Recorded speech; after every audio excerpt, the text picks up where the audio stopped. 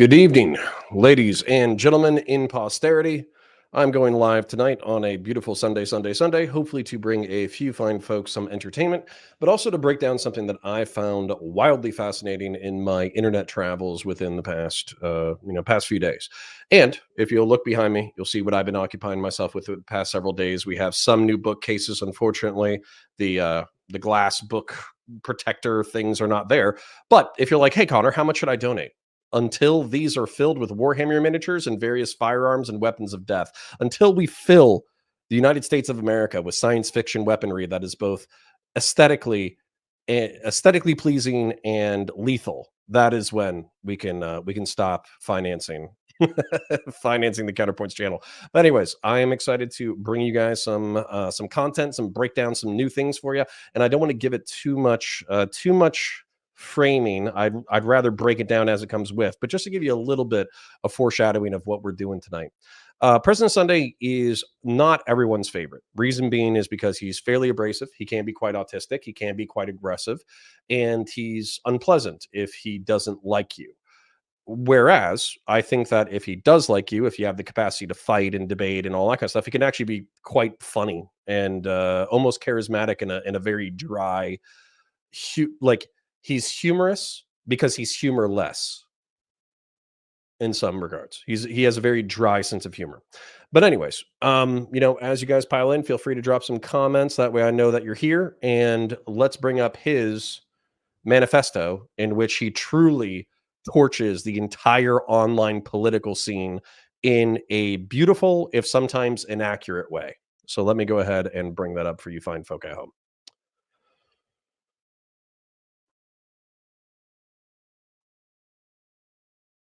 Let me know if you can get the audio momentarily. Inshallah. Indeed, Redmond Berry. Good evening. Good to see you. All right, let me know if you can hear this. Hi, Sunday. I will not be unbanning you from the community. Your actions had consequences, and I won't be letting you back in. The actions, by the way, against this 40-year-old man were referencing him, not tweeting at him, referencing him in a tweet. And Gayfesh, a 40-year-old man, had insisted to Demon Mama that no, he needs to not talk to me again, and this is like a thing. And Demon Mama, being the coddle that she is bluntly, acquiesced to this 40-year-old man who is able to gatekeep her community and who talks to her and who communicates with people in her community and so on and so forth, and who burns the fields between her community and other communities. She decided just, sure, just ban him from everything. Which I don't really care about, besides A, the insult, and B, when we have situations such as the following. All right, and just for framing as we're getting into it, the interpersonal spat between Demon Mama, Gayfesh, and President Sunday is just the triggering. However, President Sunday actually does a beautiful chronological series of breakdowns of the online political space. And Redmond Berry says, did he cut his hair or something? He sure did. Yep, he did. So Demon Mama posted a nuke. A nuke against Xanderhal. And Xanderhal, it must be said, sucks. Gayfesh is calling for a truce right now. Fuck him. No truces. No more truces. We're done with truces.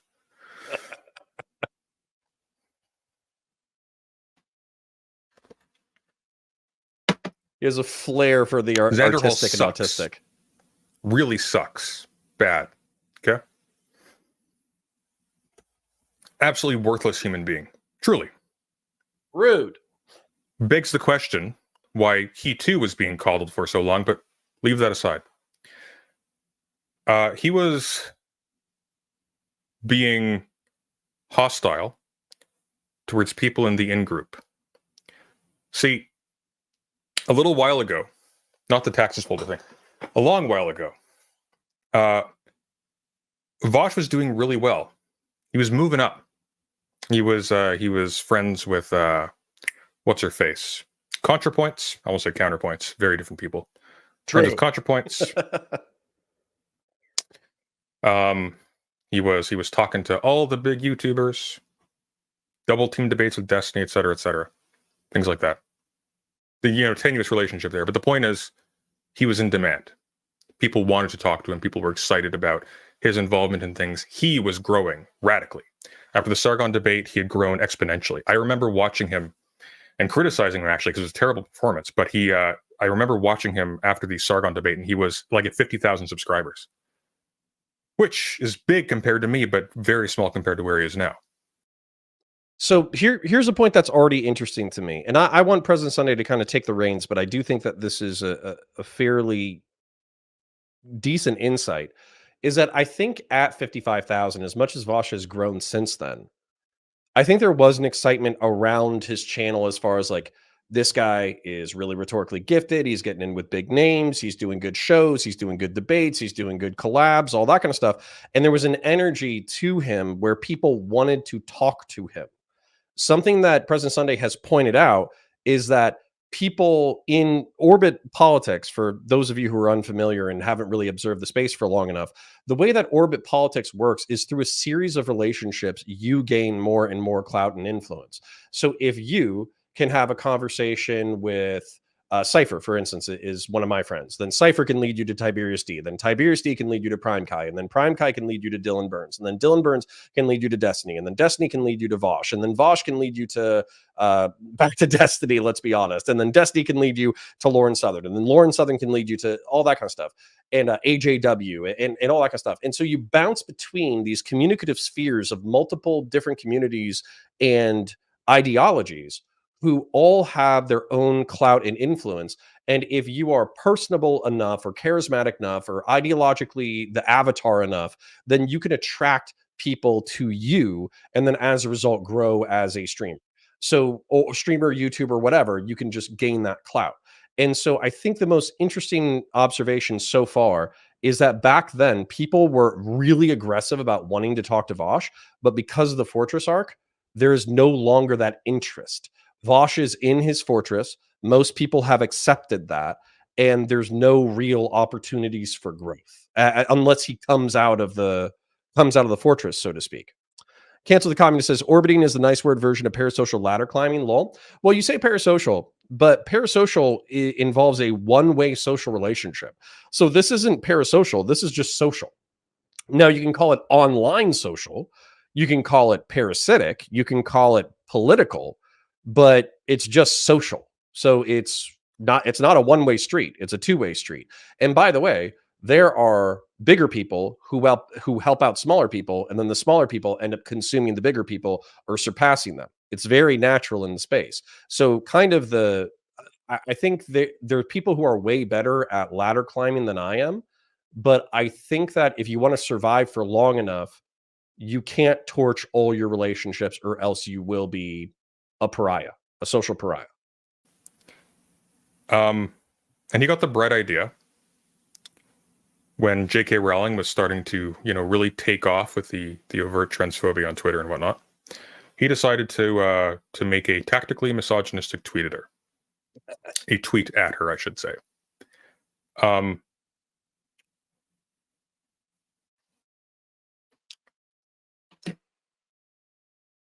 The reaction was not positive. A whole lot of people got really uppity about him making essentially an off-color joke. Women shut up and listen challenge. I think it was something like that, which is gross. But he had two reasonable choices before him. Remember, this is a guy who has sold himself as someone who encourages toxic behavior by leftists online, because our goal is to win, which I can get behind on some level. Our goal is to win.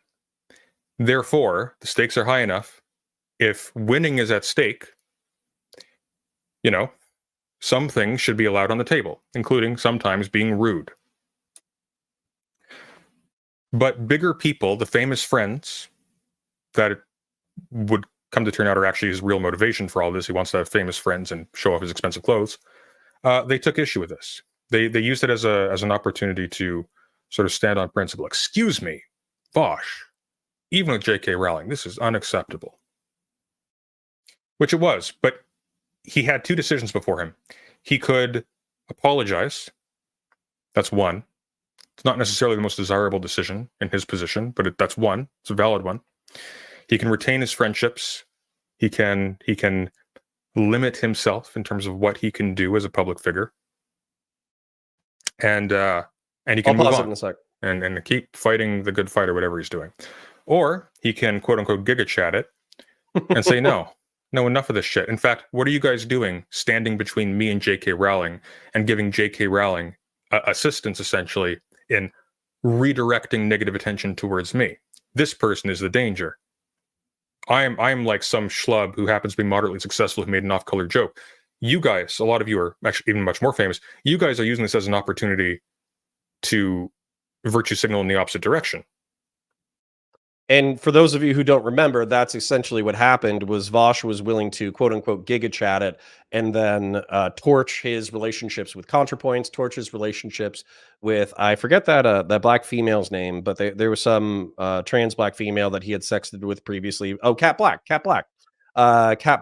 And as a result, there was like social fallout from that clout sphere. So Vosch kind of nuked a corner of the lefty internet. But to be fair, that was a part of the lefty internet that wasn't into debates anyways, and they like to do their essays and be smug on Twitter. So there was no real growth opportunity. So him taking the fight to them and saying, hey, screw you guys, I made a messed up joke, but pound sand, that's actually right within his wheelhouse. And in all respects, I don't think is like the worst move. Now you could say like, hey, I was being sarcastic, I was using ironic, misogyny, whatever, but it's a joke at the end of the day, go pound sand. That's the move that he kind of did, but it didn't seem like he walked it back. And so that's why he lost relationships on it. But Redmond Berry 1975 asked an interesting question. Do you have any thoughts on the right amount of friend torching to create drama is required of a streamer? As a non-streamer, drama seems to be the most productive from my audience perspective. No, I agree with you. I think that this is something that I wrestle with in my own mind, because I was a human being for 15 years before I became a streamer. And what I mean by that is I was like 15 and started becoming an adult and working jobs and, doing normie things and paying bills and taking care of stuff. And then it took me a while. And then I became an adult and I lived as an adult for 10 years. And then eventually I got into streaming.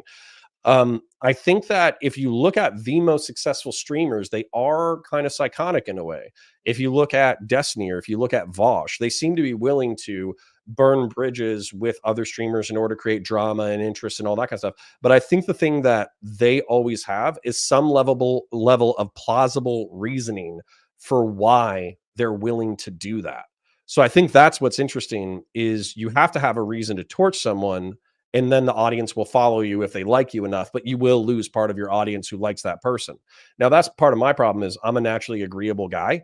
And if anything, when somebody's getting torched, I feel a need to kind of like almost defend them in a contrarian way to make sure that they're not getting dogpiled so hard that something serious happens. That's my instinct. And as far as like stepping on other people in order to grow, it's the incorrect instinct. Cancer the Communist says, ContraPoints can still make her one video a year and Vosch climbs the debate bro ladder. Good insight. It's not the worst bridge to have burned. It's true. The only problem, though, is that Vosch went into the fortress, so he stopped climbing even in the debate bro circle. Now, that to be fair, there's only like 2 or 3 other political creators that are bigger than him, so he doesn't have much further to climb. But at the same time, it's kind of a shame when you look at Destiny, just as an example. He's still pretty accessible considering his size. I think he's one of the most accessible large content streamers, especially in the political space, who can still be accessed via email or direct message. RC says, hello there. How are we all doing? We're doing great. Happy to have you aboard. Redmond Berry asks, follow up, do torture and torch ever patch things up like in professional wrestling? It's all a part of the show. Kind of. Like, so for instance, I think that Dylan Burns and Demon Mama had a falling out after one of the Hippy Dippy championships. To my knowledge, at this point in time, they're neutral and could probably direct message each other. But I think that oftentimes once you torch a relationship, it largely remains neutral until there's another reason to collaborate. There has to be mutual benefit, or else there's going to be no bridge repair.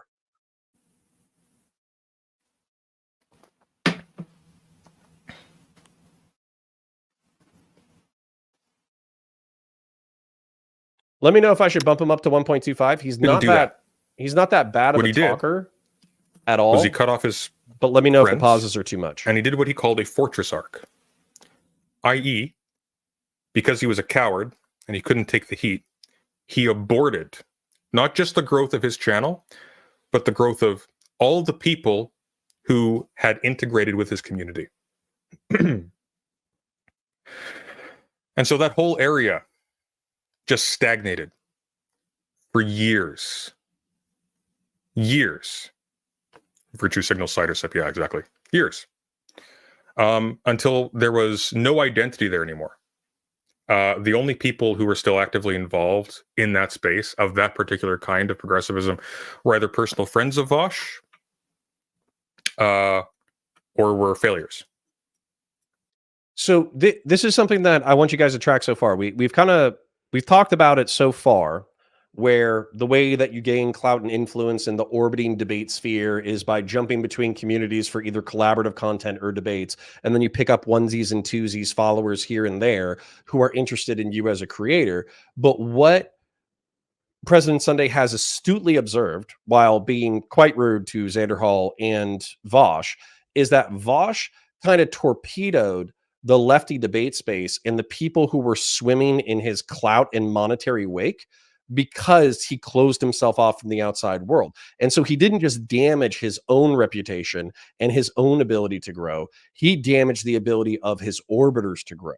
And I think that's an important insight to keep in mind, is that people are not just themselves, people are their relationships. And this is really, I think, quite an astute observation from President Sunday, even if it seems obvious to other people. I think if you think about it for a few seconds, it becomes all the more clear. Just failures. I'm here so Sunday can see proof that I didn't take down his Twitter. I'm going to teach you a little lesson, Gay Fesh. This is what you did to me. Goodbye.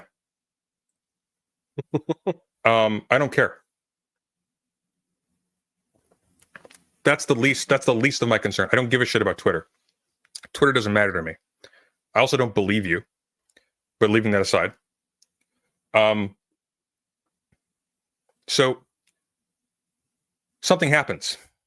You have a general exodus of people from Vosch's orbit. We're going somewhere with this. Just bear with me.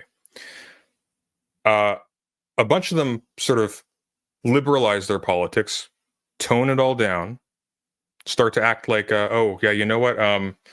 It's going too far, guys. Let's try to wind things down a little bit. And they went in sort of a sort of centrist liberal direction. Other ones who were bigger just kind of drifted off in their own directions. See, I'm thinking of people off the top of my head, but when I would like to hear President Sunday's naming of people who he thinks as in Vosch's orbit who liberalized or centralized. When I think of liberalized or centralized, I primarily think of Xanderhal, because Xanderhal kind of went from, oh, I used to be a Chud alt-righter, now I'm a socialist. Oh, wait, maybe I'm a soc dem. Okay, maybe I'm a little bit more liberal. That was kind of like Xanderhal's thing while still keeping his toes in the lefty pool. So that's the only person that I was thinking of who kind of drifted back center, obviously not drifted right, but drifted back center. Now, Brianna Woo obviously has kind of moved away from progressivism, and I would say more towards center liberalism, but I wouldn't consider Brianna Woo a lefty, like a dyed-in-the-wool lefty. She was a progressive, but I don't think she was a socialist or a communist to my knowledge. And then those are a couple examples, but I can't think of any others in the orbit.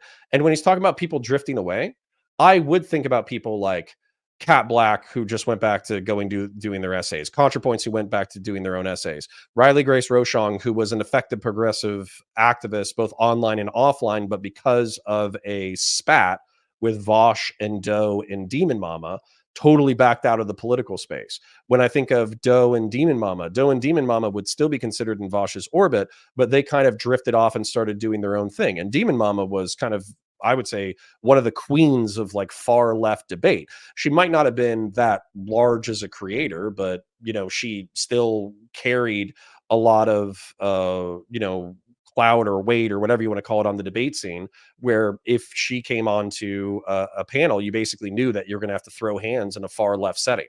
So that's where I kind of acknowledge his point, but I would like to hear names from President Sunday. UR Core Rex says, good evening, Mr. Connor. 07 to you, sir. Here's a salute for you. Azure Eye says Sunday is one of the most insufferable people on left Twitch poll. I agree, but just because somebody is smug or condescending or talks down to people or whatever doesn't make them incorrect. And so I kind of like you to listen to his analysis, even if you don't like him as a person. Your Shark Zeros, your Merrick's, etc. Merrick's not that big, but Merrick is doing well for herself elsewhere. And long story short, you see a slow trickle of people deciding that, friendship with these people, this whole sphere, there's two things going on. First of all, Vosch is selfishly at the center of this economy, hogging a massive amount of viewers. Vosch has selfishly decided to play video games and do fashion and just not grow and not help other people in his orbit grow either.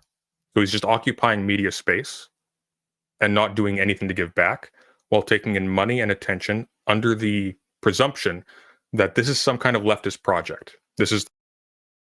So I want to back Sunday up here because this is part of what I said in the Vostration. And I want to take a look at Vosch's channel real quick and just go here. So let's take a look. So we have Vosch's main channel, 456 subs. That's pretty good. His most recent videos are breaking 100,000. So, 70, 91, 114, 123, 158, 150. So having a 33% viewership to your sub count, I would say is actually pretty healthy. So, basically like my rule of thumb is 10% is still a viable channel, but you want to be bouncing between like 30 and 50% of your sub numbers. And then every now and then you just want a few bangers to go out the door where your videos are exceeding your sub count.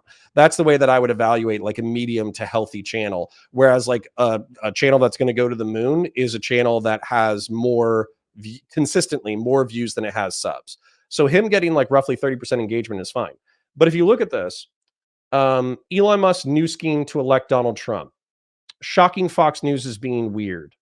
Biden threatens to send troops. Republicans are crying over Kamala ads. War criminal. JD Vance is a weird dude. This is effectively political commentary. And I'm not saying that in and of itself doesn't have value. Obviously, the people who are watching this stuff derive some kind of value, but he's a commentary entertainer who ostensibly applies leftist philosophy to his analysis. That's what he's become. Whereas before, he was interested, it seemed like, in growing an online left space. As a matter of fact, part of the argumentation for the Fortress arc was specifically to kind of like shore up the philosophical base of lefties online in order to create like a positive, productive political space that would help everyone do well. But it just kind of seems like, I'm just calling it like I see it, it kind of seems like he's on an island. It seems like he's on an island playing video games, doing commentary, and doing fashion. Now, the fashion comment, I don't want to back up too aggressively because the truth is I don't watch Vosch streams. So for all I know, he bought some expensive clothes on stream one time, and then as a result, people have been using this as a cudgel to beat him with repeatedly. What I would say, though, is that if your audience is largely starving artists, trans people, and working class Americans who feel like the system has abandoned them, then maybe spending their ad revenue and donations on fashion is probably not the best aesthetics. That would be my criticism. And my other criticism to wrap up this idea is that leftists, left, right is for institutions, left is for the people. If we're trying to get as much money and money and power and influence down to the people, then there should be some kind of motivation there. An institution, a business, a cooperative, assistance for people in the community, et cetera, et cetera, et cetera. If you're actually trying to live your values. But we've fought about this in the past with lefties where living your values is supererogatory. I'm going to check in with chat real quick before we continue. And thank you to the roughly 40 people cross-platform who have dropped by so far. Thank you. Remember to like the stream. Liking the stream boosts us in the algorithm. Let everybody know we're live. More people pile in. Tends to do very well for us when people like the stream. It does do something. So if you haven't done so already, please do so. Follow on Twitch. Subscribe on Twitch if you have the ability to do so. Become a YouTube member if you have the ability to do so. Super chats are appreciated but not needed. And so your viewership is enough. But if you have dollary dues, don't hesitate to share. Sir Liamson says, leftist gross. Communist entertainer? Yeah, pretty much. Agitprop for the Glorious Revolution. Indeed. The Glorious Revolution, which has about as much chance of as culminating as Tim Pool's Civil War. That's what I need to do. I need to pick some villains. Vosch can be my lefty villain. Vosch and Hassan Piker can be my lefty villain. Tim Pool can be my centrist villain. And then I need to find some right-wing villains. I just need to rail endlessly against them because people love to hate. Cancel the Communist says Kyle Kalinske figured out the fashion game back in like 2013. Wear a boring suit like Republicans and maybe go into a fancy watch. Anything beyond that is bougie. True. I agree with you. Timber Lodge says the fashion arc was pretty intense. That's actually scary if he was actually spending hundreds, if not thousands of dollars on clothing live on stream. Adam and Sitch and Connor live at the same time. I can't choose. Gingermus Prime, follow your heart. I love me some Sitch and Adam. I will not I will not hate on you if you do so. I do want to get through this content though, so I probably won't be jumping on their stream. Also, I think Adam is frustrated with me. Remy LeBeau says for $2.99 says, does Kamala winning worry you on gun laws? Of course it does. You know, 2 or 3 of the justices are over the age of 60. So she could promote some pretty progressive Supreme Court justices, and maybe they'll want revenge for Roe versus Wade getting repealed, and they'll go after guns. Of course, it's a possibility. Are you in the PF Young Circle of Trust? Probably. Although I need to renew my Circle of Trust membership. All right, cool. All right, let's continue. Indie Prime, I won't forget you. This is sort of the evangelical side of what he's doing. There's no money in this. There's no future in this. There's no political efficacy in this. So a bunch of people decided, one by one, slowly, we're not super on board with this anymore. We're actually kind of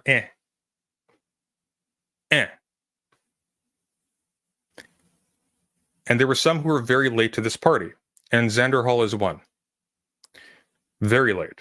So very recently, Xanderhal decided, according to him, after months of silence from Vosch, so he's not talking to Vosch. Vosch isn't talking to him, more like. This is important to him. Xanderhal, it's very important to Xanderhal, like Vosch. Vosch, who Xanderhal takes all of his takes from, basically point for point in most cases.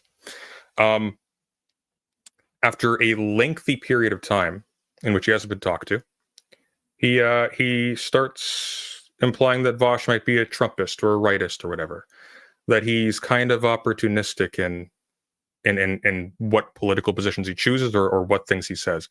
Is he trying to kind of is he trying to reach a little bit for some love from the people, sort of in the center right kind of thing, where they're like, Biden's too old, and he kind of actually, yeah, maybe the right critics are kind of right, that kind of thing. So I don't fully agree with this analysis. So what I think Xanderhal was doing was counting on the previous, and by the way, like this is all in Xanderhal's head. I don't expect him to explain it to me or whatever. I don't expect it to be nearly as Machiavellian. What I expect is that Xanderhal, up until December of this past year, was really good friends with, Vosch and Demon Mama, as good as friends can get in the online space, right? Where friendship is always fickle. But he is in the Pacific Northwest. They're in the Pacific Northwest. They've hung out a few times. They raid each other's streams. They share similar political positions. He might be a little bit more center right than the rest of them, but he overall is still a progressive, cares about trans people, wants economic justice, et cetera, et cetera. So then, after a few months of silence, he's like, okay, this is something that does happen. We were talking about orbiting and we were talking about relationships and all that kind of stuff. What'll happen is if a relationship is no longer serving you and you've been pulling your punches before, you might just start needling a little bit, just poking at the relationship and seeing if it's still alive. And so my estimation is that Xanderhal kind of expected that, like, because of their history, they would still have some level of relationship. And so he just poked Vosch a little bit gently, being like, hey, here's an opportunity for a debate. I disagree with you on this, that, the other. I'm going to research it. And on top of that, my friend was talking about a little bit of smack. Now, I don't believe that totally, but if you are talking about this way, which would be frustrating to me, let's have a debate about it. Now, anybody with any lick of gosh darn sense, if they were building a political coalition of people who were similarly aligned in order to achieve a specific and purposeful goal, they would be willing to humor some healthy infighting and criticism in order to all push in the same direction. That way, everybody is keeping each other accountable towards that goal. And even if you can't agree on the level of healthy infighting, then you would still tolerate it as a way to check each other. But that's not what happens. Xanderhal criticizes Vosch about Biden, and then Demon Mama and Vosch both take that insanely personally, decide to basically talk endless amounts of aggressive shit on their streams, and then cut him out of the club and then nuke him. That's what happened. So Xanderhal poked a little bit to see if the relationship was still alive, and then they came back super hard. Now, we're going to talk about the dynamics of that a little bit more later on because it's still pertinent, but I do want to give it time to elaborate. President Sunday, give him some time to elaborate. So Indie Prime says there are two axial approaches to managing an online presence: as a meme nexus with either width or depth for traffic to pass through. A wide nexus is content where engagement drops off within a short time, such as tweets, news content, streams, while deep content is not as temporally limited. Wide content is akin to hunting game theory, while deep is like agriculture. I agree with this. And the crazy thing is, I feel relatively trapped between the two, because my most successful content on Warhammer is fairly deep stuff because it's not temporally related, and it can go, you could watch those videos 10 years from now and they might be aged, but the information will still be good, versus this stuff is like, it's like a leaf in the wind. You talk about one event, and by the time you're done talking about it, there's already a new event happening. The truth is that both can be economically successful, but you kind of have to commit yourself to one mode of production with limited amounts of time to produce content. Sappy Wonder says, I'm 13 minutes late. Excuse me, Counterpoints. No excuses needed. Thank you for being here. Thank you to the 50 people cross-platform who are here. Just a reminder as well, like the stream. It's free. Follow on Twitch. It's free. Sub on Twitch if you want to. Become a member on YouTube if you want to. Donate if you want to. If you don't have any money, don't worry about it. Your presence is appreciated. You Are Correct says, Vosch hates right-wing people, so how could he glaze Trump at all? You are correct. I agree with you. We did a breakdown on that. Just because you attack somebody who is ostensibly on the left, breaking down politics into a complete and total binary and saying you can't criticize anybody on your side or else you're the other side is kind of a moronic analysis. I agree with that. But to be honest, a lot of lefties have used that calculus before in order to attack their commentary rivals. So for me, that's kind of chickens coming home to roost as far as I am concerned. Cancel the comment says, Vosch is just petite bourgeois now, not a right opportunist. Zan probably sees any slight moderation on Vosch's part to be a much bigger deal than it is. I mean, I agree there. RC Armor Salt says, unified timeline is goated. I appreciate you. Thank you kindly. Let's continue. But we've jumped too far ahead, haven't we? We really did. Because there was something else that happened in between that period. And that's Keffels. After the Fortress arc started, Vosch started really plugging Keffels. She would come on stream, she'd be promoted, she'd be integrating with all of the remaining people sort of in that circle. And she would, under the guise of being a advocate for the trans community, she would weaponize that trans community to bully other people to do what she wanted. My first interaction with Keffels was commenting on a case where she was using the fact that she was reading an article about a young trans woman who was murdered. I don't know if it was a young trans woman. Actually, it's a bit, the history is a bit gray. It's been a while, and I don't have Twitter anymore, so I can't look this up. But she was using the fact that she was reading an article about a murdered trans woman to berate someone rather, who was criticizing her for something unrelated, because they had violated the sanctity of this time, right? She would use the fact that she had raised tremendous amounts of money to help, like for the Trevor Project, I think, or whatever. She would use that as a political bludgeon and to puff herself up, and would just send large numbers of people to just harass people, essentially, who she didn't like, who she disagreed with. Sometimes they were deserving targets. A lot of times they weren't. A lot of times they were people who were just like, hey, you're acting kind of toxic. You're acting kind of toxic to people on your own side, or at least who you say is on your own side. Yeah. SWAT. So this is an interesting thing that I wanted to criticize lefties on, and have, but I think it's very pertinent. Chud has a famous quote from a gentleman by the name of Aldous Huxley. And I think everyone likes this. And this is part of the reason why I am a centrist, right? It's part of the reason why I don't jump onto any tribalist bandwagon. And if I feel that I have righteous violence and righteous anger in my blood, I try to make sure that it's actually correct, that the people that I'm targeting deserve the wrath that they're feeling. And by the way, that's why I think that you've seen me be heated in debates before, but you've never seen me fully go after anyone ever. And the reason why is this quote: to be able to destroy with good conscience, to be able to behave badly and call your bad behavior righteous indignation. This is the height of psychological luxury, the most delicious of moral treats. That's from Aldous Huxley. And so the reason why I bring that up is when you're looking at what's her fucking name? Excuse my French. Keffels. When you look at Keffel's online mob harassing people who are on the left, but they're not falling in line, that is a delicious moral treat with them. It's righteous destruction. Now, it's a small scale and it's online. So should you freak out about it? Probably not. But is it still small scale destruction? Absolutely. When you look at what's going on in the UK right now with the mobs running around burning hotels because migrants live within them, and their justification is that 3 girls were murdered by a random second generation Rwandan migrant, they think that they're doing a good thing. They think that they are acting out against a rival tribalist ethnic religious group that is encroaching on their territory, that is raping their women, that is destroying their way of life, that is unjustly depriving them of a future.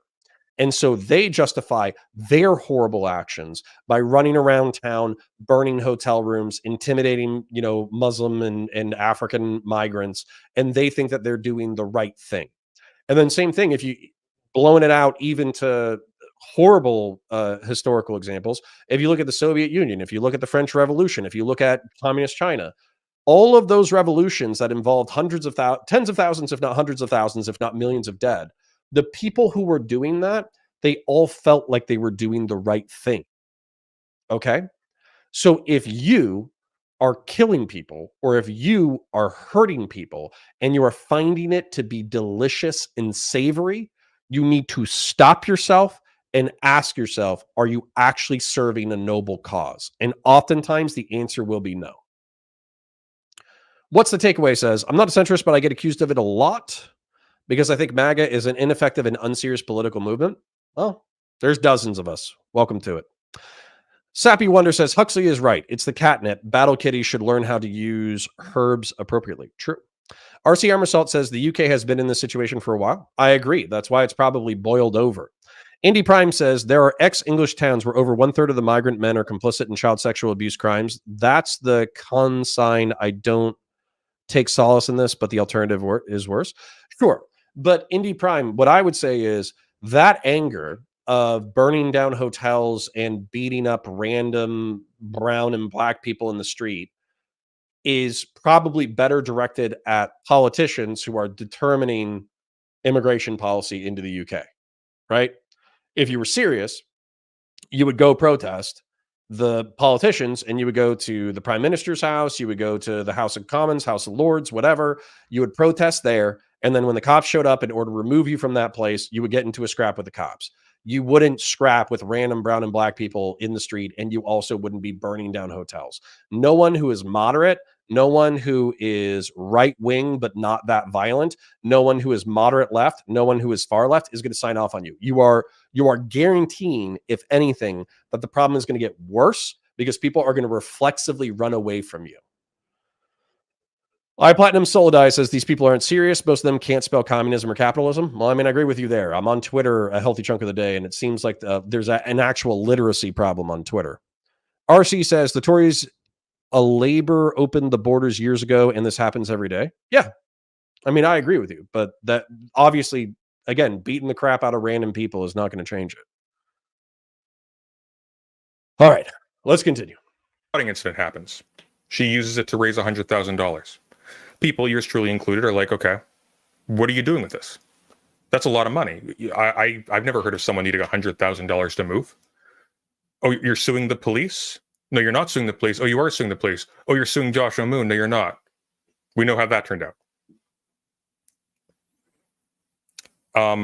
Here's a question. When we have obvious grifters in our midst, the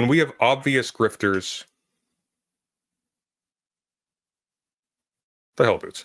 When we have obvious grifters in our, do you think that people were jumping to defend grifters like Keffels because they were stupid enough to believe her, or because they wanted to? It's because they wanted to. It's because fundamentally, the ecosystem here, which postures as being politically interested, as being like politically motivated, we're concerned about real issues. Trans people under attack. There's a fascist tyrant potentially on his way to the White House, etc. So this is what we're really concerned about. But what it really is a vibe. It's a vibe. People aren't defending Keffels or jumping into those communities and dropping hours of their lives arguing with people on their behalf, sitting in chat just waiting like, yes, acknowledge me, for hours. They aren't doing that because they're stupid. They're doing that because they like it. They want this. They don't want political results. They don't want to win. They don't want a better world. They want that. No. So this is where I disagree with President Sunday. He is saying, if I understand him correctly, that the online political space is more about social validation, vibe, and aesthetic than it is about political results. I agree with that 100%. But then he goes on to further impugn, I believe, the audience. I know he impugns the creators later on, but I believe he impugns the audience of never actually wanting to make the world a better place. And I disagree with him fundamentally on that. I think that most of the audience does want to make the world a better place. They do want better work conditions. They do want to be able to take care of their families. They do want a just economy. They do want to make sure that if they care about trans people or brown people or black people or whoever, then they do want to make sure that the world becomes more just for them in the long term, et cetera, et cetera. But when you look at our political system, which I am not indicting, I think, again, democracy is the worst form of governance except for all the other ones. When they look at the way that Western democracy works, putting gatekeeping policy that seems so wide in effect behind elected officials who are supposed to be the cream of the crop of our intelligentsia, although they often aren't, and then over decades creating new legislation that changes the systems that affect our world in order to improve people's lives seems like a very nebulous and ethereal and ineffective way to achieve change. And so there's all this residual political frustration that everyone has that they want to direct in any direction possible. And so the easiest way to do that is to find somebody who agrees with your ideology, hear them preach to you about everything you believe, and then throw them money for validating your perspective. It's not because these people don't care. It's just that they don't know where to put their time, money, or energy. And what I think would be really powerful if the online political space could ever mature is taking a fraction of that money, time, and energy and directing it into real world community-based results, improving people's lives, disaster relief, all that kind of crap. But the truth is that the people who seem to climb the furthest, the fastest, are the most psychopathic, aggressive, selfish, Machiavellian people. And so as a result, we get nothing done. But this has more to say about human psychology than it does like the cynicism of the audience. And so after that rant, I'm going to check in with chat because it seems like people have some passionate comments. Indie Prime says, game theory based as a hunter and prey model contains risk reward constraints which promote high in-group loyalty. This is just reality, but one does not escape this by burrowing. I mean, I agree with that. I don't know if you're making a criticism of the Fortress arc, but yeah, absolutely.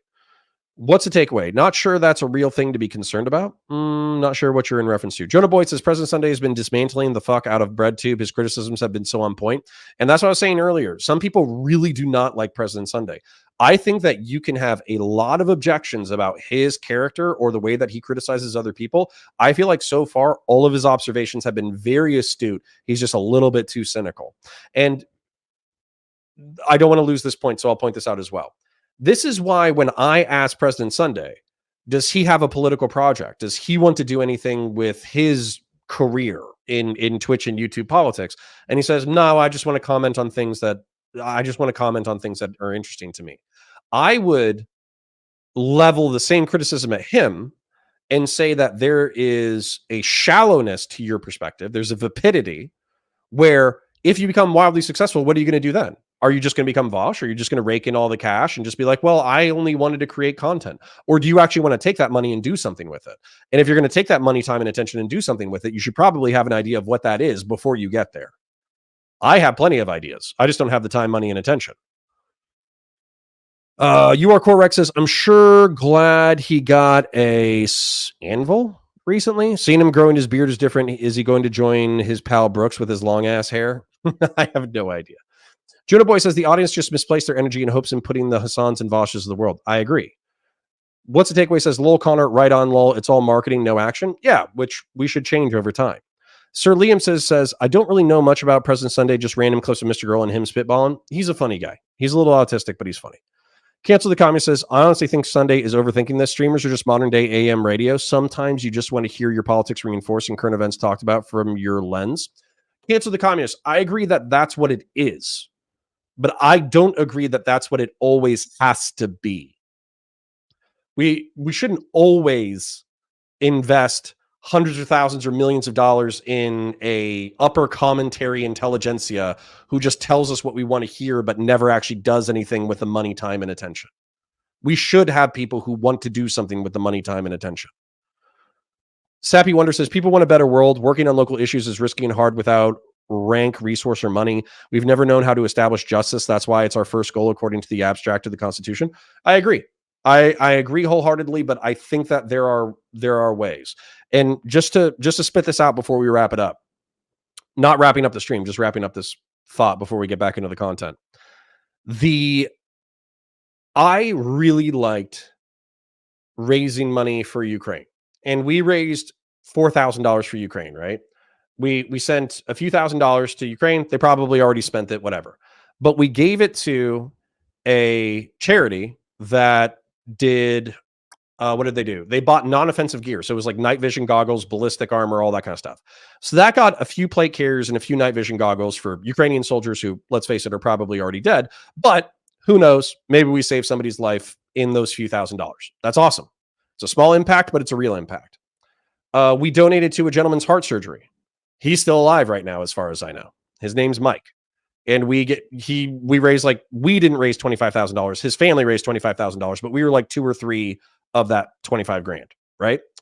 Then, what was the other thing that we did? Oh, and then we did the hurricane relief. With the hurricane relief, J-Mac, great guy, he gave us like $1,500 or $2,000. And then another people gave us another $1,000 or $1,500. I forget what it was. It was around $3,000. And we probably had $10,000 or $11,000 worth of community impact. So while we haven't done that in the past year and a half, because let's face it, we've been busy, I had a kid, et cetera, we can do real shit. We can do real shit. We just need the time, money, and attention. And I'm sorry that I'm not here more often because, I wish I could be here every day doing drama commentary, make thousands of dollars, and then translate it into something that I could show you. So anyways, it doesn't have to always be like this. Cancel the comment says, I'm with you there. Rush Limbaugh put money back into his party, same as streamers should do. We should do more than that, actually. Yeah. All right, let's continue. They want the secondhand buzz of public recognition without any of the risk or any of the work. And without fail, every single time, with every single person, I've seen every single one collapse, just as the weight of their own corruption just sort of overcomes them. They all come back and apologize. Every single time, without fail. I remember Doe jumping down my throat on Twitter over Keffels years ago. We're good. I forgive you. But jumping down my throat. Doe's generally a very reasonable person, one of the more reasonable people here. If Doe's susceptible to this, most of you are.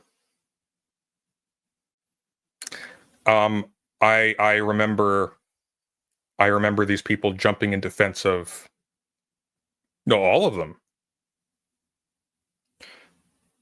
They were,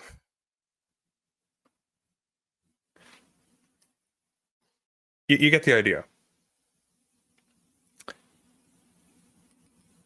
And so time goes by. Everything kind of gets stale. Things kind of slow down. Vosch is over here just kind of melting like a mushroom. Keffels is disappeared. She's got her $100,000. She's living it up somewhere with drugs and food and trips, et cetera, buying clothes and furniture for herself and her friends. Destiny's doing his red pill thing. Everything gets real boring. Really boring. There's no movement. And all of a sudden, someone who is sort of like settling up with Keffels, someone who's just kind of lurking there, one of those people who's getting secondhand political nourishment from that acknowledgement, decides I'm kind of giving up on this. Keffel's kind of fucked off. She's not really going anywhere. I want attention as well. I want to keep getting. I want to be a part of something. I want to be at the center of things. I want to be acknowledged. And so Brianna Woo switches from being the throwback SJW warning us of the evils, the moral test of buying Hogwarts Legacy, to going, you know what, Stephen Bennell, we've always been kindred spirits. Yo, okay. I wanted to say, this is actually pretty fucked up. Brianna Woo actually has issues with her vocal cords that she's been doing surgery for. So, like, Sunday doing this, okay, is it funny? Yeah, it's always funny to make fun of people you don't like. However, it's rude, and also Brianna has, like, an issue. So it's kind of fucked up for a lefty to be doing that. But, you know, all is fair in love and war. You and I.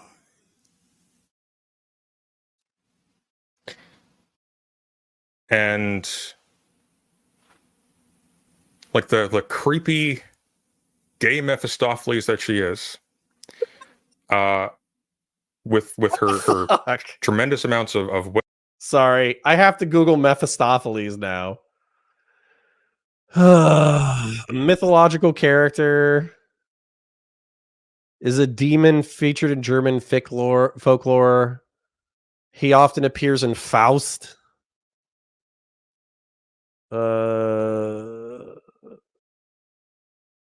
Is he the tempter? Faust makes a deal with the devil at the price of his soul. Mephistopheles is the agent. Oh, Jesus. All right, President Sunday. Rude again. wealth and the political connections she got through association with Cenk Uygur, starts buying political streamers. She buys little ones like your Wix and your I don't know if not so erudite counts. She's not that little, but like your Wix and your our relevance, people like that, and your big ones. She offers them connections with mainstream political figures, your Destinies, your Vosches, your I'm Really Important, maybe. And all of a sudden, all these people with their highfalutin principles find themselves in rooms working with people who are telling them, hey, play nice with the people you are ideologically directly opposed to. Okay. This was one of my first issues with Sunday's analysis, and I don't want to jump down his throat. And this could be he is too far left to be in the same mindset as I am. I'm an agreeable person. I'm a centrist. I think, building coalitions between people who agree on X, Y, Z, A, B, C, subject is good and even necessary, particularly in a democracy. So this is why this missed for me. So let's see who he mentioned. Irrelevant. As far as I know, liberal, maybe a little bit progressive, not a communist, not a socialist. IRI, I don't think he mentioned Hutch, but Hutch and Pondering are all liberals with some progressive tendencies, right? Then you have other people. Oh, and you have Destiny, who's obviously like the king of the liberal, and he has some progressive tendencies. Then you have other people like Vosch, Naomi. I'm trying to think of who else was at the event in New York. But you have Vosch, Naomi, some of those guys, Zhreg, who apparently is more progressive than I thought he was. Anyways, point is you have progressives and leftists, and you have liberals who have a touch of progressivism. This isn't oil and water. These people disagree on some core issues, but on a bunch of other core issues, they align. As a matter of fact, this might be a little bit dry or boring for you guys, but I don't even think it's going to be dry. As a matter of fact, I think this should probably be some of the best analysis that we could have in this moment. So let's do some topics real quick. Let's say multi-payer / universal healthcare. Let's say humane treatment of immigrants. Let's say trans dignity. Let's say socialism. Let's say communism. Let's say social democracy. Let's say liberal capitalism.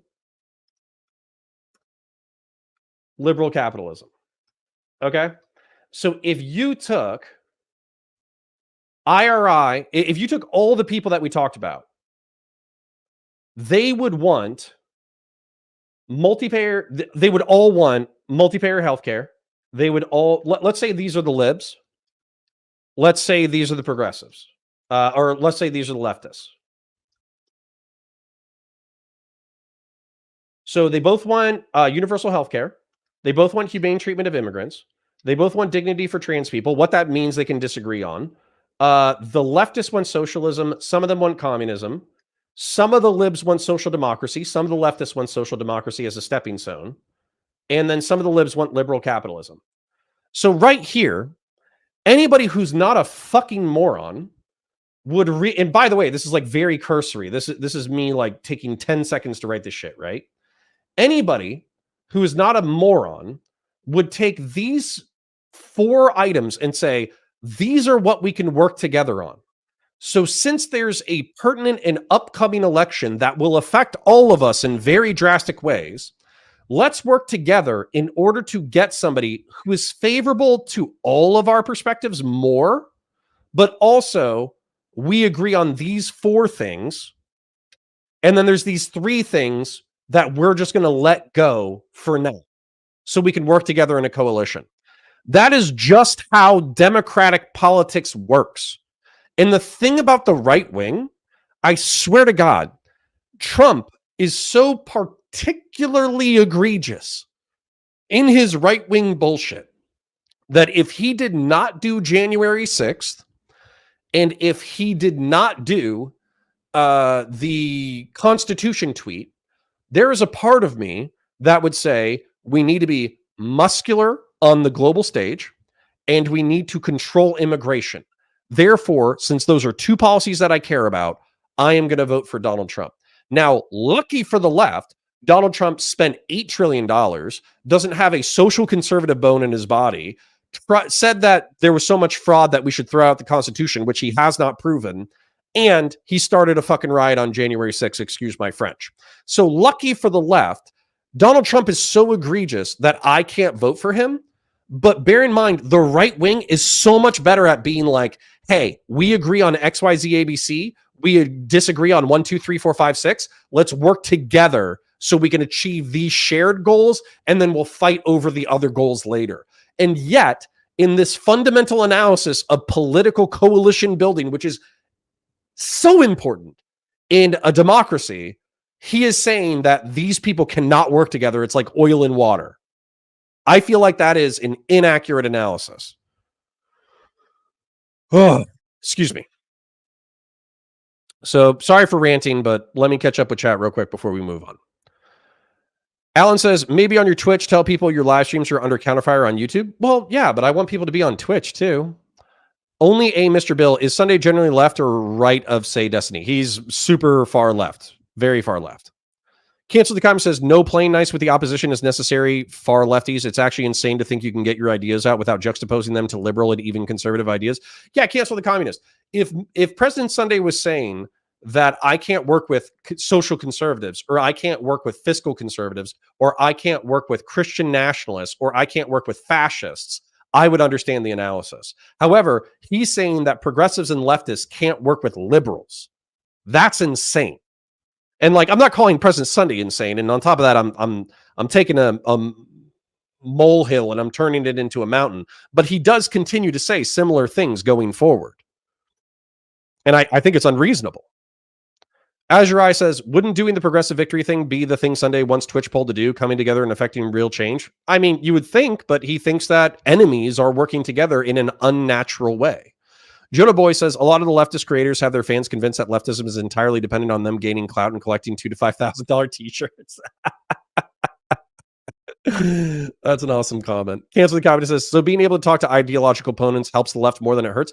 Cancel the comment. But they're not even ideological opponents. They're allies on 70% of what they believe. It's the remaining 30%. And he's saying that that's not enough. And I think that that is what makes the far left so politically ineffective. You Are Core Rex says, at Counterfire, in the Scout mindset, the author brings up a point from Freud called narcissism of small differences, where people disagree vehemently besides agreeing overall by huge percentage. Of course. Of course. I get more pissed off by centrist libs or centrists and libs and by fascists and Christian nationalists and all that kind of stuff. I get more pissed off at them because I view them as my tribe. Lefties and liberals, I actually don't have like a huge amount of emotional investment because I'm so used to them being as silly as they are. Kevin H says, on the right, flat earth is a wedge issue. It can be, you know, depending on your Twitter circle, it can be. Sir, spreadsheets make leftists real in pain. True. That's why I use them. Sir Liam says Manafort, Eastman, Daniels in 2001 Miss Teen USA. The more you dig, the darker Trump's closet gets. Yeah. Trump is not a trustworthy guy. Grassroots Hegemon says, literally just here to say Ben Whitaker is the best technical boxer, except maybe Vasily Lovenchenko. And he doesn't even try to dance his Olympian opponent's forces mid-fight. If you're not, Grassroots Hegemon, thank you for the donation. It is appreciated. If it's that clip that I shared, that man was beautiful. And if it wasn't the clip shared, then I'll Google Sam Whitaker later. So anyways, just a reminder before we continue with the content, if you're on Twitch, follow or subscribe. If you're on YouTube, like, because it does boost us in the algorithm. Comment, because it boosts us in the algorithm. Donate if you have it, or become a YouTube member. Thank you, Remy LeBeau and Grassroots Hegemon, for donating so far. Let's continue. Why? Well, is it because these guys together are going to... And Grassroots Hegemon does say it is that clip, Ben Whitaker is a monster. If y'all haven't seen it, YouTube clip Ben Whitaker, not now, obviously, but later. Ben Whitaker basically does Sherlock Holmes level dodges of punches from the opening to the second Guy Ritchie Sherlock Holmes, where he sees the punches and he does like a perfect dodge immediately underneath the punch before he delivers like a counter strike that's absolutely devastating. It's actually beautiful to watch. Save democracy and keep Trump out of the office. Dylan Burns is a little different. Yeah, Xanderhal is getting like 4K from them somehow. And then here, I don't know, because by the way, I don't know people's incomes. I don't know if Xanderhal's getting 4K a month. That would surprise me. I'm kind of wondering if that was a couple of months worth of work or a few months worth of work, and then that's what he was making.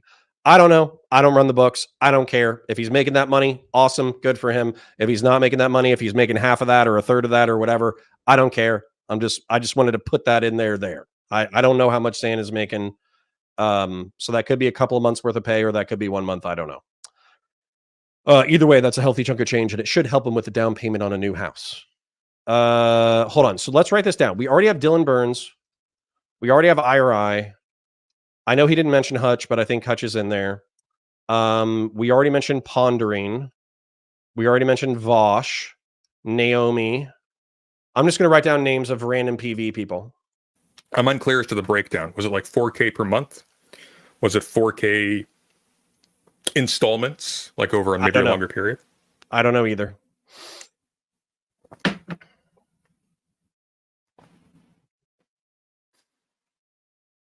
And yeah, all these people and their editors, Cherry Bread TV is one. They all start getting paid by the same people. The people in Destiny's orbit, the people who are, in fact, some of them are actually on the right, your counterpoints. The people who are sort of center on the right and opposed historically to a lot of the things that the people in sort of the Vosch left sphere are really like big on, and vice versa. They're all being paid by the same people. You are correct. Asked, does Pisco stream regularly? I know he's got a kick. I think he does a weekly show that is live on Twitter. If you follow Pondering Politics, then you should be able to find the show. And he does a weekly show with them, but he does debate semi-regularly. I don't think he streams regularly. Indy Prime says the weights on policy overlap are so wide and mutually unknown, it becomes functionally impossible to coalition build using such appeals, which is why zero-sum game theory dialectic trends towards demagoguery. This generally precedes war or religious revival or both. Well, Indy Prime, that's what I would say is our problem. So I would agree that there are unbridgeable gaps between the left and right now. I don't think there's unbridgeable gaps between these segments of the left that President Sunday is talking about. And they're all in this big little uneasy clique.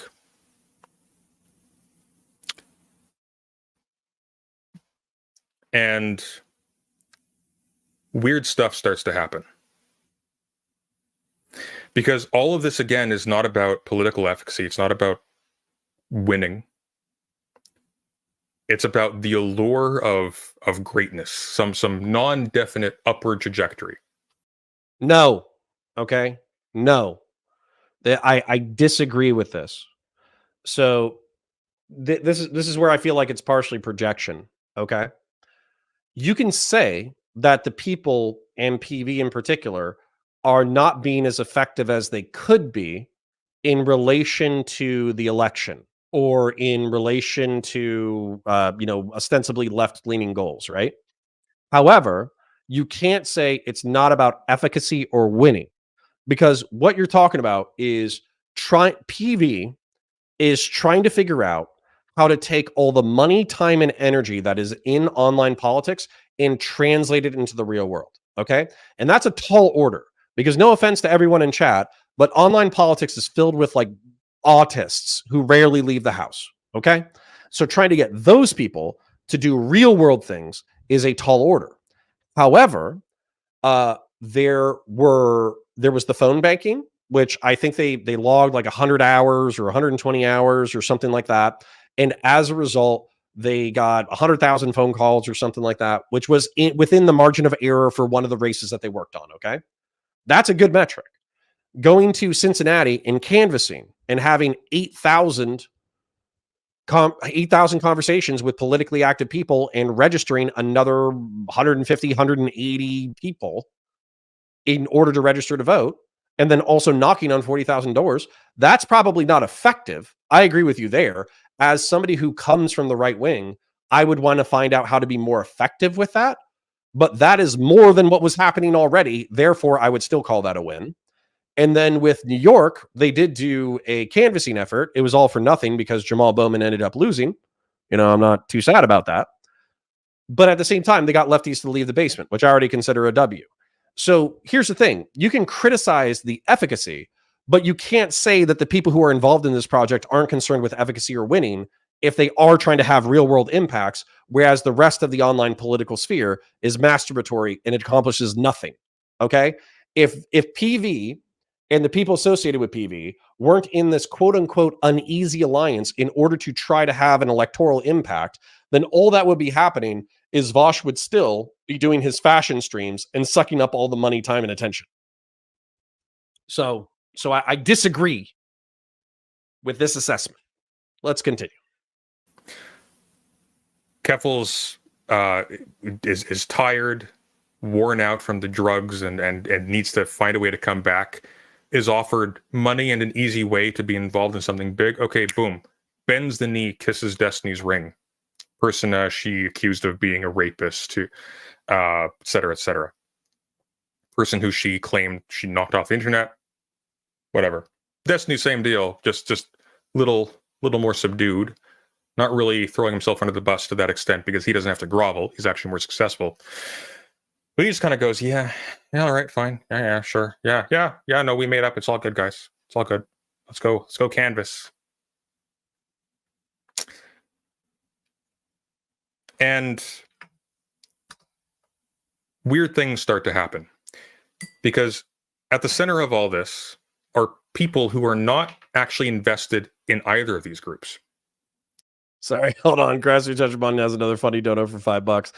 I'd like to think that Destiny's feral pack of autists might have won Georgia in 2020. Too bad he wants me to die and all. Yeah, I'm sorry that Destiny wants you to die. So Grassy Touchbon, to be clear, I don't think that Destiny actively wants you to die, although there is like a 5-year-old clip of him saying that he thinks that conservatives are subhuman and deserve to die. I think that if you were at a Trump rally cheering on Donald Trump specifically, and then a sniper's bullet kills you instead of Donald Trump, he's going to make fun of you on Twitter. That was the exact statement that he made that I heard. Not that he specifically wants you, a conservative or a Trump supporter, dead. He's just not going to shed a tear and he will make fun of you. Oh, Jesus Christ. Sorry. Cancel the comment says we can't reform or revolutionize our systems if we don't win. Winning is a necessary element to leftist progressive gains. The defeatist nature of saying winning efficacy isn't important feels so dumb. I don't think that Sunday is saying that it's not important. I think that he's saying that everybody involved in PV or in this little circle are more worried about clout and gaining clout than they are about efficacy or winning anything. So I think he's criticizing the people involved. He's not saying that it's not important. You've got your Sams and your Progressive Victory. You've got your Brianna Woos. You've got those people.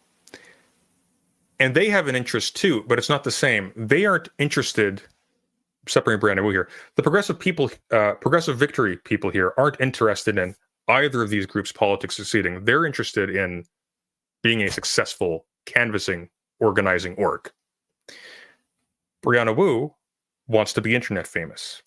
And she wants to be internet famous at any cost. And it doesn't matter who she has to backstab or what she has to say to get it. She will be best friends, kindred spirits, with Tim Pool, Konstantin Kisin, Adolf Hitler's slightly less genocide-y twin brother. Like, name it. Okay. I also felt that this characterization was unfair. Brianna's a big girl. She can defend herself. However, we'll be best friends with. Does he mean had a friendly conversation with? Does he mean forwarded her perspective in a semi-hostile environment, but pretend to be friendly in order to, have her message better received? Because that is marketing and politics and messaging. Tim Pool is a large platform. The Constantine, whatever that show is called, Trigonometry, is a large platform. So if she is forwarding the things that she cares about on those platforms, and maybe not given as much pushback as she should. I think Pondering criticized her performance for not giving as much pushback as she should, but she's saying, hey guys, this is what I care about. This is what I care about to a right-wing audience. If there's anybody in the right-wing audience who was like previously hated trans people, but saw Brianna and was like, she's chill, that's already a W. That's already a win. So again, just taking your ideological purity and projecting it onto everyone involved and then saying they failed the standards that I created in my head, therefore they're not doing it correctly, I think is part of the reason why the left wing consistently fails. Grassroots Tetramon. So what you're saying is I'm one of the good ones, Counterpoints? I am. I'm saying that. And I'm going to catch up with chat, and I'll reiterate my point once we get a little bit more of Sunday, but I do want to point some things out. Indy Prime says, political belief cluster by temperament, and temperaments act like the gods of a pagan pantheon. If you want to know how this plays out, lots of different autists across time are reaching out to explain. Indy Prime, I completely agree with you. I think that a lot of anti-theist people in politics have adopted politics as their new religion, and they are worshiping pagan gods that they don't understand. They don't view them as gods. They don't call them gods, but they give deference and worship to virtues, and they carry the level of like religiosity and ideological purity that religion typically has.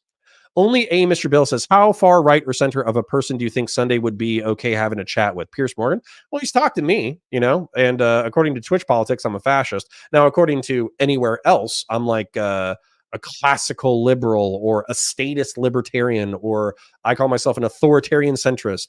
I also say Burkean conservative.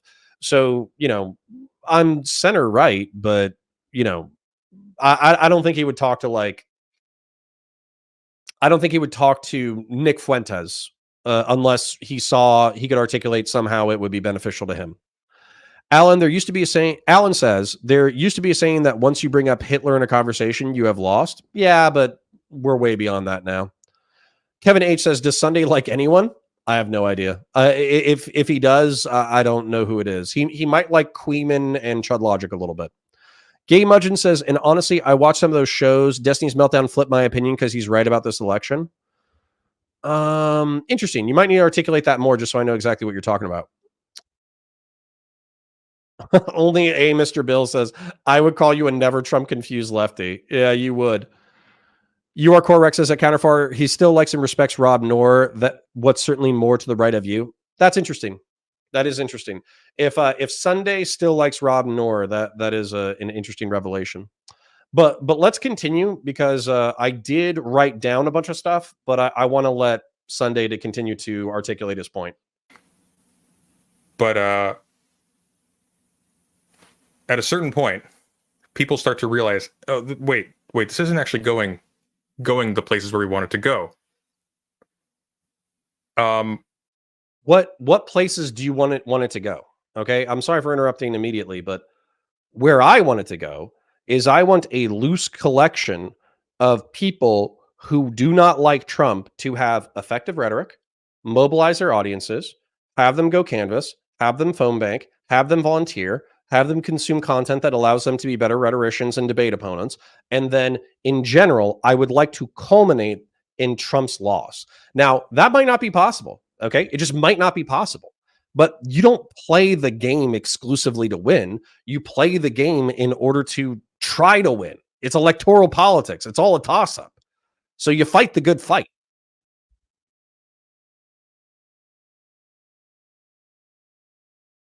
Georgist libertarian. True.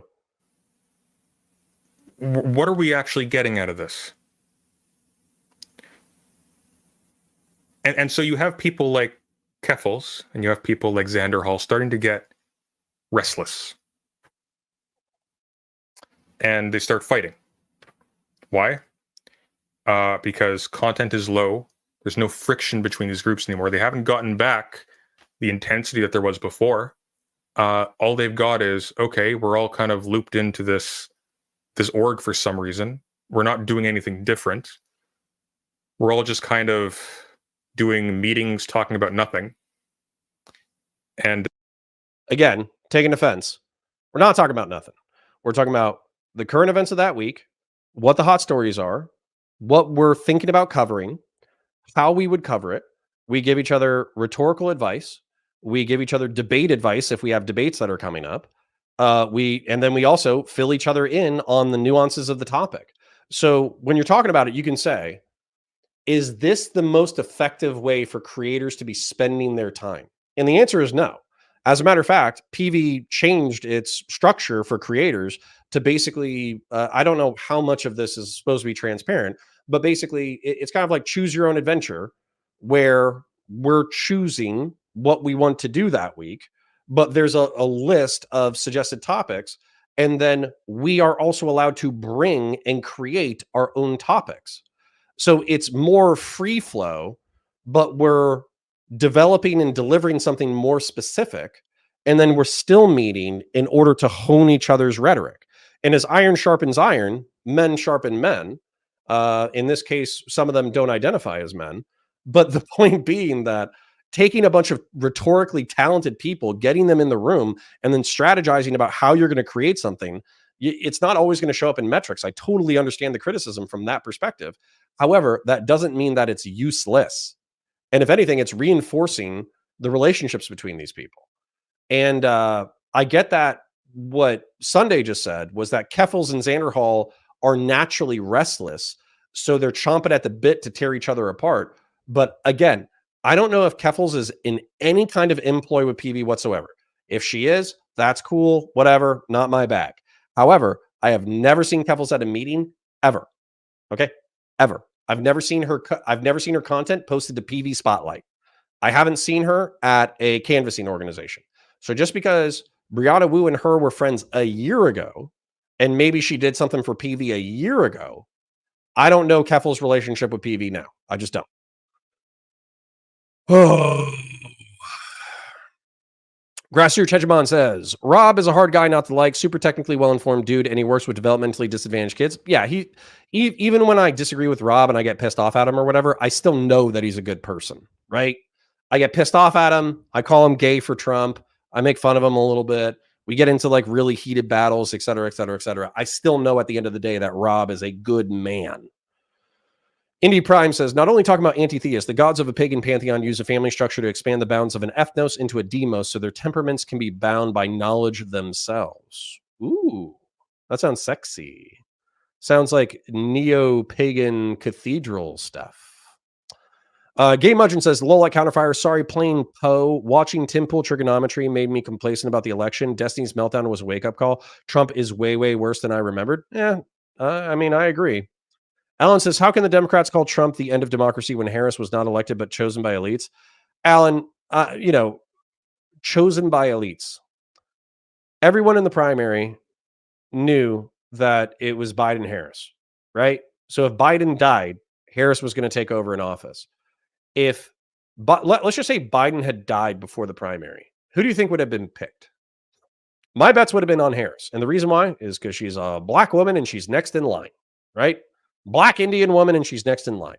You don't have to agree with intersectionality or progressive bullshit, but I'm just telling you, there's like a 99% chance that even if it had been an open convention and even if Biden had died a year ago, it would have been Kamala. Seriously. For me, this criticism just doesn't land.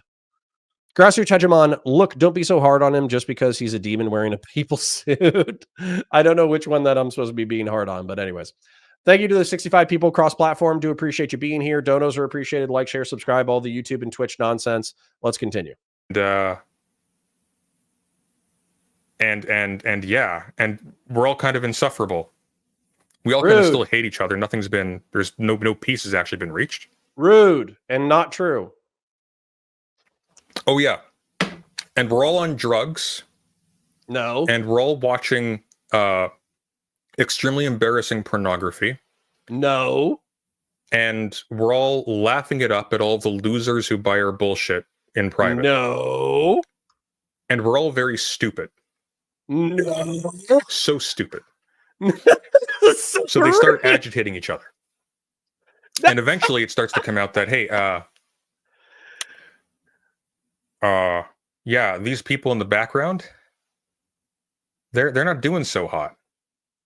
And then throughout all of this, Brianna Woo, who wants to be famous, is jumping onto streams and engaging in fights herself with different people. Picking people she thinks are weak and small to attack, and siding with people she thinks are big. But because she's stupid, it hasn't occurred to her that she's also offending a lot of people within the organization who are much closer to her, which is where we get our leaks. So it comes out because somebody from a group run by Cherry Bread, Xanderhal's editor, the victim in this story. There's a someone in that group leaks screenshots of Brianna Woo. Sorry, hold on. Grassroots Hegemon says, I'm old enough to remember that everyone thought Joe Biden was going to die 6 minutes into his presidency and his VP was the legitimate candidate. Can't have it both ways at once. Well, I mean, I guess you can, because that's the criticism, is that Harris was never actually chosen. But I think she fairly was. Now, you can say that she did not poll well in the primaries. I agree with that completely. But she also may never have polled well in the primary. She's she's a woman of color. I'm a fairly racist person. I don't, not like super racist, right? But, just kind of funny, haha, racist. If I was a Democrat, right? Which I'm not. And if I was voting in a primary for a Democrat, which I won't, if it was up between Mark Kelly, and even though Mark Kelly has a wife who's very pro-gun control, if it was between Mark Kelly and the wine-aunt Kamala Harris, I'm picking Mark Kelly every single time. He's a naval aviator. He's a former astronaut. He represents like a red state. He seems like a cool dude. I could have a beer with him. I'm picking him 10 out of 10 times. So, I'm not saying that I represent any of the democratic demographics, but you got to bear in mind, like, a lot of people are going to pick dudes who seem competent, who are straight, more. Grassroots Hegemon says she was chosen by voters to be the VP for a fucking president people thought might die in office. Yeah, I agree with you. Only a Mr. Bill says he can speak sentences without a word salad. John Kelly? Yeah, I agree. Johnny Kim 2028. I don't know who that is, but congratulations, Johnny Kim. And thank you for the dono again, Grassroots Hegemon. Carrying the stream as always. But I want to point this out. I could probably point it out a little bit later because I think he's gonna go on about this point. But let's talk about where the overlap is. And thank you to the 70 people cross-platform who have come in tonight. So you have Xanderhal, Dylan Burns, IRI, Hutch, Pondering, Vosch, Naomi, Destiny, Sam, Wick. Okay. You also have me, but I don't agree with all these things on a policy basis. So let's just leave me out of it. Okay. Universal access to healthcare. Every single person on that list agrees with that. Oh, and then Brianna Woo and Keffels. They all agree with universal access to healthcare. They might want a multi-payer system. They might want a single-payer system. They might want Medicare for all. They might want whatever. Okay, but they all agree on that. Humane treatment for immigrants. They all agree on that 100%. Dignity for trans people. They 100% agree on that. Protecting contraception and reproductive rights. They 100% agree on that. Social democracy, socialism, and communism. A healthy chunk of them are not going to agree with that, and a healthy chunk of them are. And then finally, Israel-Palestine. So because you have four topics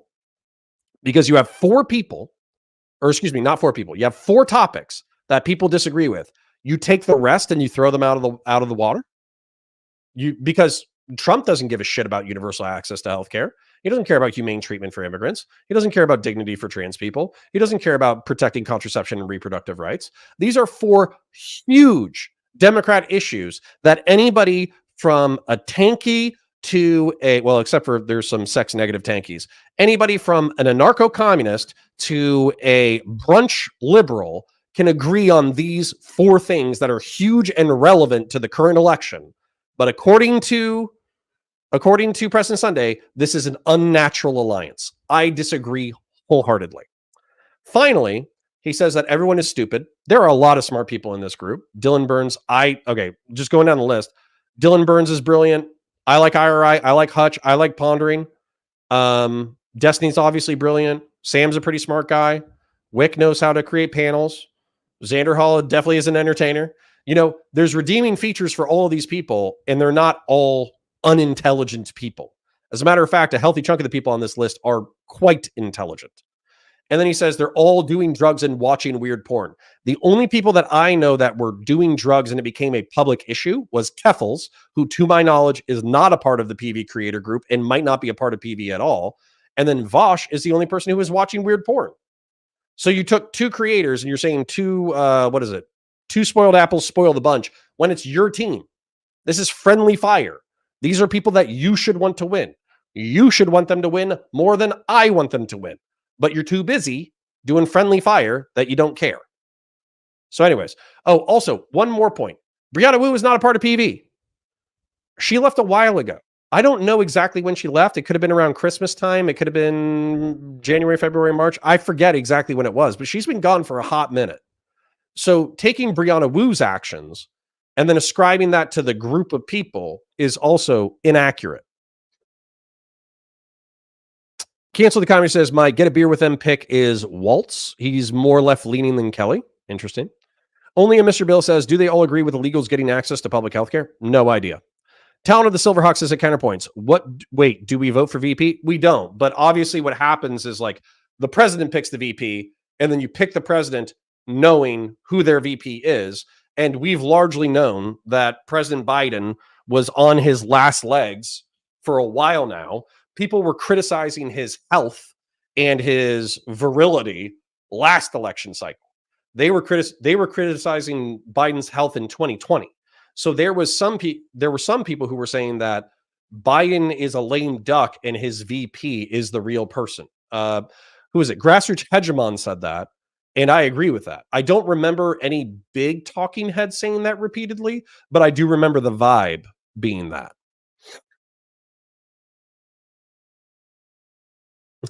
Talon of the Silverhawk says at Counterpoints, what's wrong with porn and drugs? So Talon of the Silverhawk, unfortunately for you, in reference to that question, the porn in question is bestiality, lolicon pornography, and the drugs involved are methamphetamine, cocaine, and I think heroin was planned but not consumed. So, yeah. So anyways, not the most popular of drugs or pornography. Oh, geez. All right, sorry. Let's move on. Basically laughing it up with a lot of them and saying, yeah, you know what? I agree. The crazy agenders, you'll recognize that one, Gayfesh.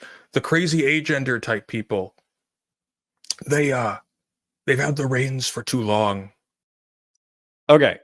Brianna Woo not liking xenogenders is, from my perspective, relatively based. I know a few non-binary folk who are pretty cool, and I think I know one xenogender person that I'm friendly with. But let's face it, you're not a tree, you're not a rock, you're not a deer, you're not a fox. You are a human being. There are two sexes, male and female. They have correlated behaviors that we identify with gender, man and woman. And so you're either a man or a woman, or you're a male who identifies with the gender of woman and is trying to socially become that thing, or you're a female who's trying to socially become a man and you are trying to become that thing. Or you're somewhere in between and you have no idea where your identity is, so you're just kind of this neutral party. Those are pretty much the options. And unicorn and dog fart and tree and frog gender are Tumblr fantasies that have preoccupied too much time in politics. We should care about trans people not getting murdered as young people or getting murdered as adults for their identity. We should worry about them having equal rights under the law, and we should debate what healthcare is most appropriate for people and at what age. Those are the things that trans people should care about, not tree gender. Right. Jonah Boy is like, is mayonnaise a gender? Exactly. And there would be somebody on Tumblr who would argue that mayonnaise can indeed be a gender.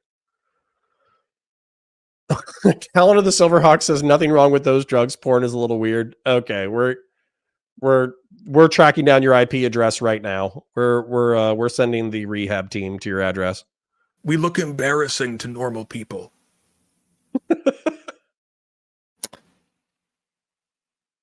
And outside, because again, we're very stupid, people like Gayfesh, people like Any, you know, the losers, the tag-alongs, the people nobody cares about, your cherry breads, etc. They're all jumping to her defense when this comes out. Someone in that chat is offended, leaks reach me in this case, and they go out there. And nothing happens. Like, really, nothing happens. Demon Mama makes an expose. Very tepid expose. An expose called, what is it, Brianna Woo, a failure of leadership, I think. Which is an interesting tone compared to what we're going to see here. A failure of leadership. At the tail end, when everything comes to light, when somebody else leaks these things publicly, Brianna Woo, a failure of leadership.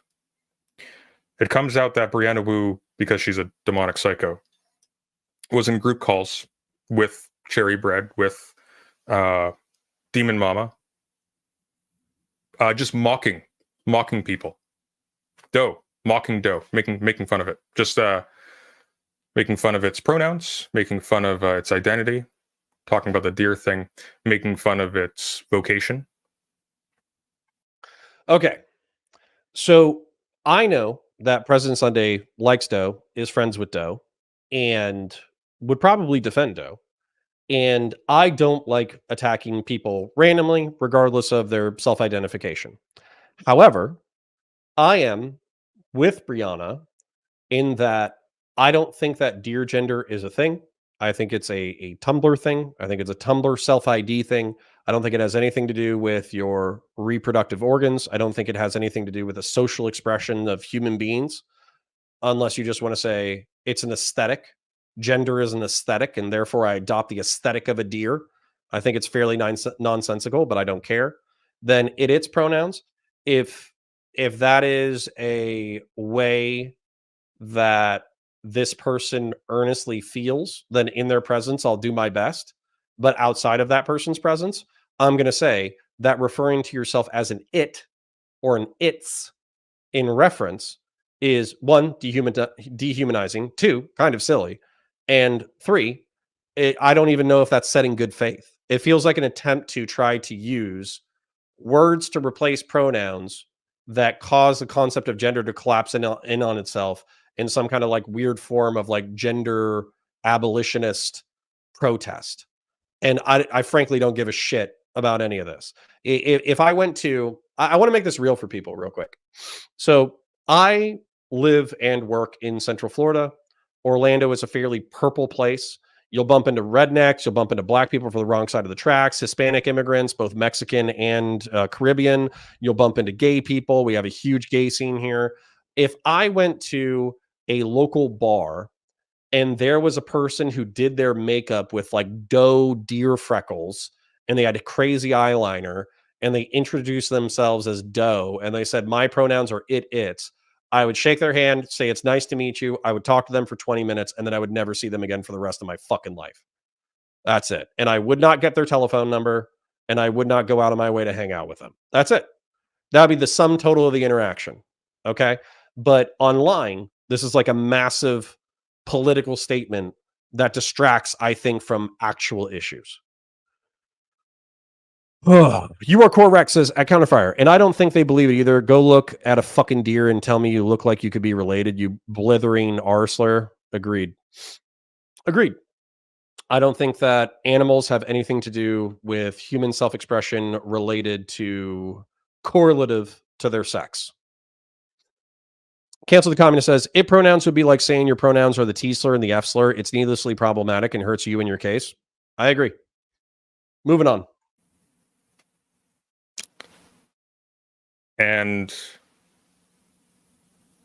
nothing happened from that. It actually took somebody else leaking those things for that to come to light.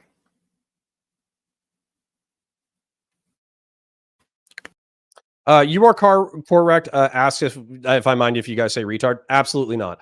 I use it all the time. The only reason why I'm not using it as much on streams is my parents-in-law could be lurking in the chat. So I'm trying to reduce my profanity so they actually have a chance to listen to it without an excessive amount of profanity. My parents have caught a couple of streams. I don't want them to have to sift through an excessive amount of profanity. And also, I do want to attract more normies. So I think it's interesting. Like, I try to carve out what I would think would be like a center right space, kind of like a Tim Pool political niche, but I'm not always going to defer to Trump. But the truth is that a lot of people in that space are normies, and they probably don't like my sailor mouth. And so when I'm constantly saying F or S or F slur or R slur or whatever, which, by the way, I love all of those words. But when I'm constantly doing it, it probably makes my content unpalatable to those kinds of people. And I do want to expand my base as much as possible. So I have no problems if you guys use it at all. I will also use it on occasion. I'm just trying to reduce the amount of times that I use it. Kevin H says, yeah, I agree that it never sounded good faith. It's like being edgy. I agree. It to me, it sounds more like a rhetorical device to make gender collapse in on itself to make a political point. Your Core Rex says, at Counterfire, do you mind if we say it? Nope. Talon of the Silverhawks says, at Counterpoints, my spirit animal is a lone wolf. So true. Sir Liam says, it's not a 2009 COD lobby, but such a thing lives in my soul. Indeed. It's the profanity that we carry in our hearts that matters the most. Talon of the Silverhawk says, at Counterpoints, dear or prey, I approve of dogender. True. Self-censorship is based. Oh, yes. Okay. All right. So please type them to your heart's content. I will just be trying to reduce the amount of times that I say them. And if I sound like I'm being harsh on Demon Mama, I am, but I want to be clear, in this case, there's actually justification for this. These people have already been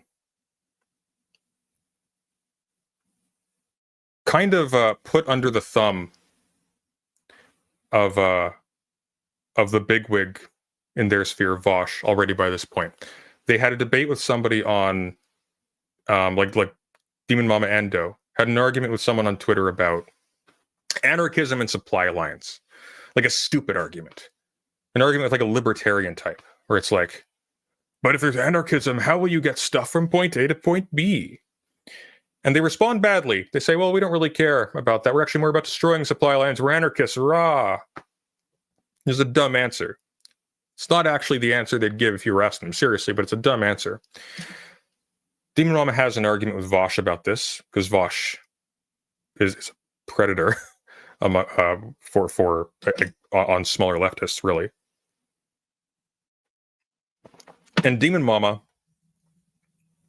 who is, if nothing else, extremely stubborn, does not give any ground and ends up holding a very optically tenuous position. That's the most charitable way that you could possibly say that.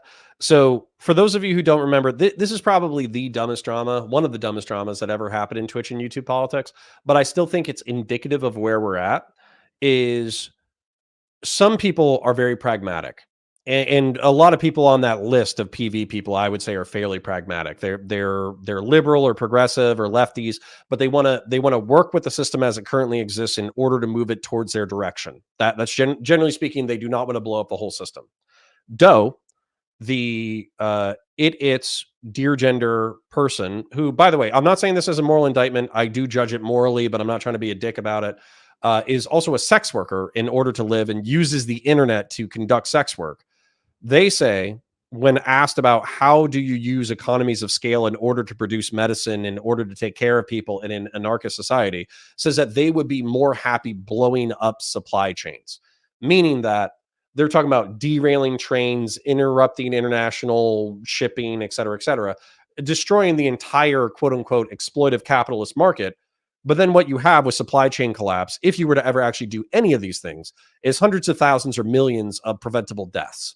So what she's effectively signing on to, excuse me, I use she instead of it. What it is effectively signing on to is through negligence, incompetence, and stupidity, and a failure to assess where we are at, it is signing off on the deaths of hundreds of thousands to millions of people. So that is very dumb. Insanely dumb. And then Demon Mama didn't back that specifically, but argued for a anarchist adoption of people producing their own goods in order to subsist and survive, in order to eliminate the exploitation of the average human being. And I just don't think that they, and I'm talking about Demon Mama, I don't think she understands how complex the world is and how much of her existence and Doe's existence and everyone around their existence is currently reliant on the way the market works now. It's insane. UR Core Rex says, to your point, I have felt for a long time one sounds more sensible, if not smarter, if you avoid injecting swear words. It also helps retain their emphasis. I'm trying, okay? I'm not saying that I'm going to be successful, but I'm going to try. Oh. Jonah Boy says they watched Heath Ledger's Joker at 16, thought he was base, and never grew past it. Honestly, I feel like a lot of online politics and Twitter politics is people who failed to grow up or understand the world. Talon of the Silverworks says, now, Demon Mama, that's a stupid answer. I also think IRI and Dylan are stupid, but that's because they banned me for talking politics while talking politics IRI, and a mod banned me for messaging someone after they asked me to stop adding them, but they added me to insult me. Yeah, well, welcome aboard to our specific autist train. Good to have you aboard. It gets parodied a lot, but basically, like, well, what do we need supply lines for? Like advanced infrastructure, et cetera, all the stuff that capitalism supposedly has a unique purview over. Sorry, we can allocate individuals in the community to learn different skills and things like that. That's a steel man, by the way. And she gets pilloried for that on Vosch. She gets laughed at. A whole bunch of people start mocking her. People who are still integrated in the community, because Demon Mama is the small one. Demon Mama is the one who is in, as far as everybody's concerned, here in the out group. Because at this point, remember, this circle is a lot bigger. You've got Rose Riss making a very successful video on how to argue like Demon Mama or something, or how to answer questions like Demon Mama. It does very well. But the point is there's a learned helplessness here, where these people have learned that if they push too hard, their friends that surround them will eat them alive. Yep. So when she's tepid about going against a very wealthy person who is connected to all of these big people, and she's operating from a position of severe optical disadvantage, let's say, okay, I understand that. Keffels happens. Same deal here. We know how bad Keffels is collectively, long in advance of Keffels being ruined. Long in advance. But we stay out of it. Why? Because the clique around us has their knives pointed inwards. Because they aren't about winning. It's about the clique. Okay. But here's the thing. This isn't the PV group. Okay. This is the way that orbiting works. And this is Vosch's orbit. You know for a fact that if Keffel's information about defrauding the charity or spending it recklessly, however you want to categorize that, if that got to DGG, or if that got to the commentary community, or if that got to any place else, they would absolutely shred her to bits, and it would have been as over as it is now. So that fear or anxiety is not coming from the liberals. It's not coming from Dylan or Hutch or Pondering, or I don't think Naomi would be clouded up enough to do that. Wick or Sam, the head of PV. It's definitely not coming from me. No, I don't accept this. Like I don't, you can say that the dynamics of clout, money, and influence prevented this from being outed earlier than it should. Like it should have been out earlier, but because of the dynamics of clout, you know that if you turn on the wrong person at the wrong time, it's you who are going to be consumed. You can say that, but that's just human nature. And by the way, this is the nature of politics in general. This is the nature of clout and orbits in general. This has nothing to do specifically with PV, with the lefty sphere specifically, with liberalism or capitalism or anything that you want to blame this on. This is just human nature. And if it's one thing that I consistently get frustrated with socialists, communists, progressive, leftists, all that kind of stuff, it seems that they take a lot of things and they blame it on like capitalism or scarcity or the market or whatever, when what I view it as is human nature. Even if we removed all financial incentive from this scenario, there would still be social esteem and clout, and the same dynamics would play.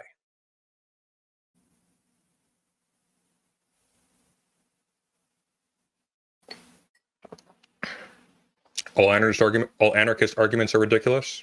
You should read books. Anarchists are actually extremely good political theorists frequently. Get off Twitter.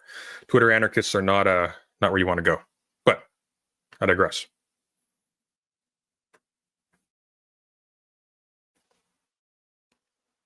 We have Keffels in the background on private accounts on Twitter and whatnot that other people don't know about, but that people in the in-group do. Essentially bragging, like venting, bragging. Sorry, UR Rex says, but would Sunday like Michael Malice, the peaceful anarchist? No, I have a feeling that Sunday would categorize Michael Malice as a Twitter anarchist. And on top of that, I don't like Michael Malice. I think that dude's a fucking moron. He tweets some of the, like, I'm not saying that, like, I don't know. Maybe if I watched some of his content, I would have a higher opinion of him. But he tweets some of the dumbest shit ever. And some of his clips from talking to Joe Rogan or talking to other people, they seem earnest. They also seem so dumb, like mind-bogglingly dumb. Talon of the Silverhawk says, at Counterpoints, since you're answering questions, what do you think of the Hunter Biden conviction? I might have already asked people, were pissing me off about it a few weeks ago. I'm ecstatic. I never thought we would get this far. So since he has the gun conviction, I would be happy to see what the charges are. I'm more interested in the tax evasion and financial impropriety charges. I'm also interested to see if there's any FARA investigations. However, you know, I'm ecstatic that he actually got prosecuted and convicted. That's great. But let's see some sentencing and let's see some investigation of the financial issues. Etc. talking about implying she doesn't believe in any of this, she just wants to get her bag and then disappear. Which, as it happens, is what she did. We'll wind forward a bit. There's a lot that happens here. Xanderhal and Keffel start fighting. They don't get along with each other. Xanderhal this is all very convoluted. It's gonna come to a point very soon. Xanderhal, as we said earlier, is a very pathetic person. Xanderhal's identity is wrapped around his victimization by Shoe on Head and by DJ Mule. Why? Because Xanderhal has no skills, he has no personality, he has no talent, he has no ability. He has a deep poverty of IQ points. He's not particularly good looking. He's not particularly funny. In fact, he kind of sucks in virtually every single way you can possibly imagine. So his identity is around who hated him the loudest and who lost by hating him in the wrong way. And it's DJ Mule, who got cast out already, so he's kind of gone, and it's Shoe on Head. So he sees Keffels being sort of tepidly, lukewarmly defensive of Shoe on Head. Yeah, she's my friend, whatever. Thought Slime, you're kind of out of line here. Loses it. And doesn't push very hard. Doesn't push very far.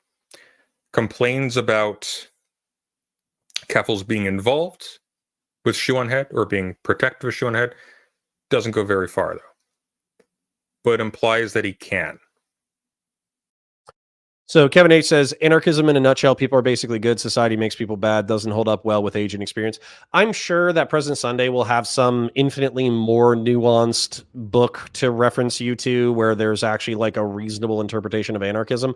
But again, it's not for me. So anarchism without rulers, we're going to create governments, we're going to create city councils, we're going to create law enforcement, and we're all going to agree that it's on a voluntary basis, and then somebody's going to shoot somebody, and then we're going to bring back law and the authority of law and badges. And so anarchism for me, it's like you just start asking about all the extreme scenarios that happen in society, and you just recreate government. So that's why I don't humor anti-statism or anarchism or whatever for any substantive amount of time, because we recreate the government almost instantaneously as soon as we bump into problems. Town of the Silverhawks is at Counterpoints. I probably will do that once Dad dies. I can't wait. Well, I hope you're not waiting for your dad to die, but I hope that your dad and you work it out and you guys figure out how to live on a beautiful homestead together. Yes. So I'm guessing you're not voting for Kamala Harris dead? Honestly, I'm probably voting for Kamala Harris. I earnestly hate Trump that much. I think he's that big of a piece of shit. I really do. The 2022, I get it. I still have some Trump people who are hanging out in my chat, and I'm not trying to be rude to you specifically. I just want to say it.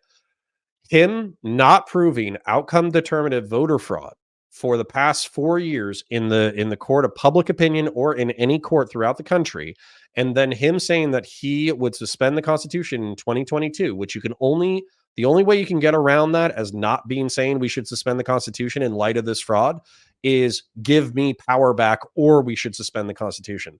And if you're interpreting that any other way, you're being way too charitable. And on top of that, add on January 6th, add on all the shenanigans, add on the attorney general scheme, add on the false elector scheme. And dude, there's no way this dude should be anywhere near managing a Wendy's, let alone the most powerful country on the planet. So yeah, I'm probably just going to bite the bullet. I'm going to swallow the poison pill. I'm going to hope that Kamala does not pass any substantive gun control. I hope all the Supreme Court justices live for another 4 years. And I hope the Republican Party gets its shit together. That's my hope and prayer. And I'll just eat it.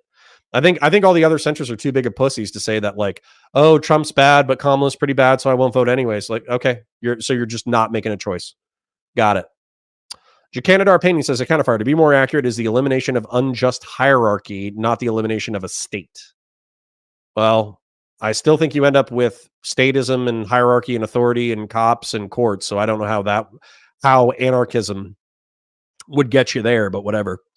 Grassroots hegemon at Counterfire, I ballot stuff from my local Libertarian Party in every county I live in, and it's not bullshit to say that superstructure has to exist federally. Okay. Vlad the Kababer says, dude, just don't vote. I know you don't support most of the Democrat crap. Yeah, I agree with you. But guess what? I think that one of these people is sincerely a bigger threat to the country than the other one. So I'm just going to not be a pussy, and I'm going to vote. So, yeah.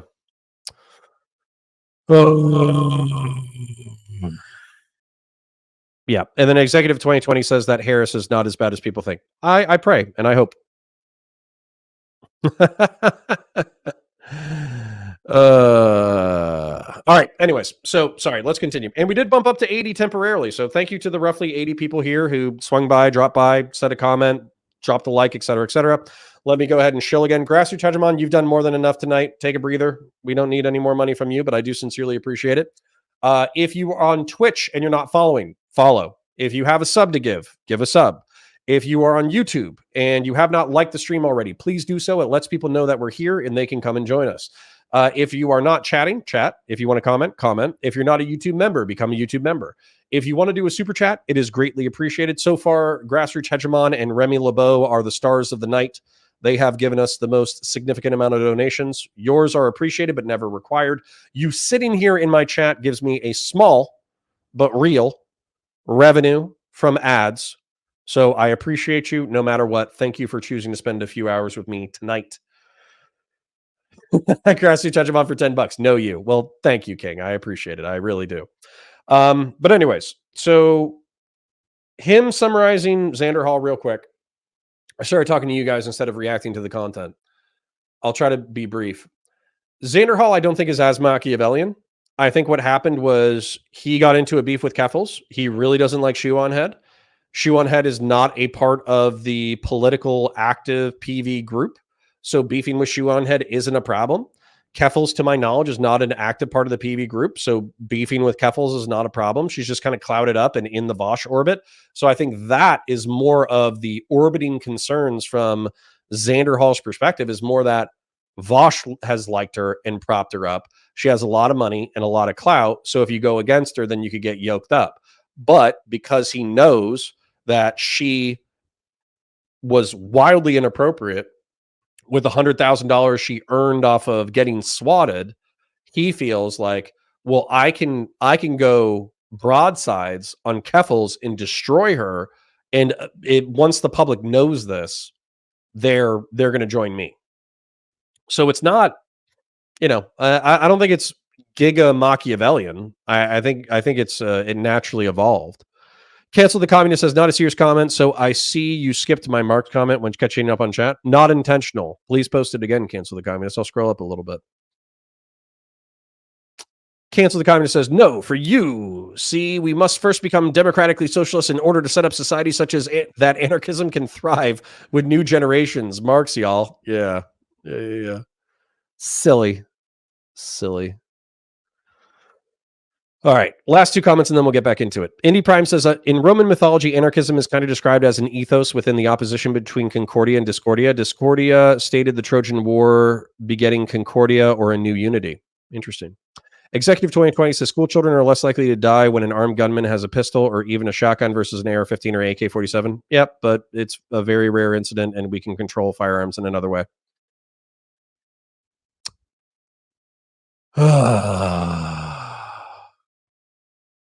Vlad the Kebabber says, I said, fuck Harriet Tubman. I'm a native. Okay. Let's continue. Implies that he can. Starts talking about how he's got stuff to leak. He's got bombs hidden, etc. And we hear that kind of going back and forth. We hear Xanderhal's got a bomb. Oh, Cherry's got a bomb. Whatever. And eventually, it escalates to Xanderhal loses a ton of subs because Keffels very slimily runs a stream called I Was Raped, and spends 90% of it not talking about that, but telling a story of how, I should go back a little bit. Xanderhal brought up that Keffels had abandoned her partner, the partner who was mentioned in the GoFundMe. Had abandoned her partner, given her none of the money, took off, was with somebody else while she was left to flounder financially. Keffels says she was raped on a stream, but spends the entire stream not talking about that, laying out a story about how her partner is awful and abusive, a very one-sided story in which all we have are texts. And then, after priming the audience to believe what she's saying and to pity her, there is a gap. There is a gap in her narrative in which no texts are produced. And she claims, out of nowhere, she has never said this before, that she was drugged out of her mind and her then partner took advantage of her. Am I going to say this is untrue? I have no idea. But the point is, she was relying upon the audience's investment in the persona to weaponize an accusation, a very serious accusation against somebody else who had no capacity to defend themselves.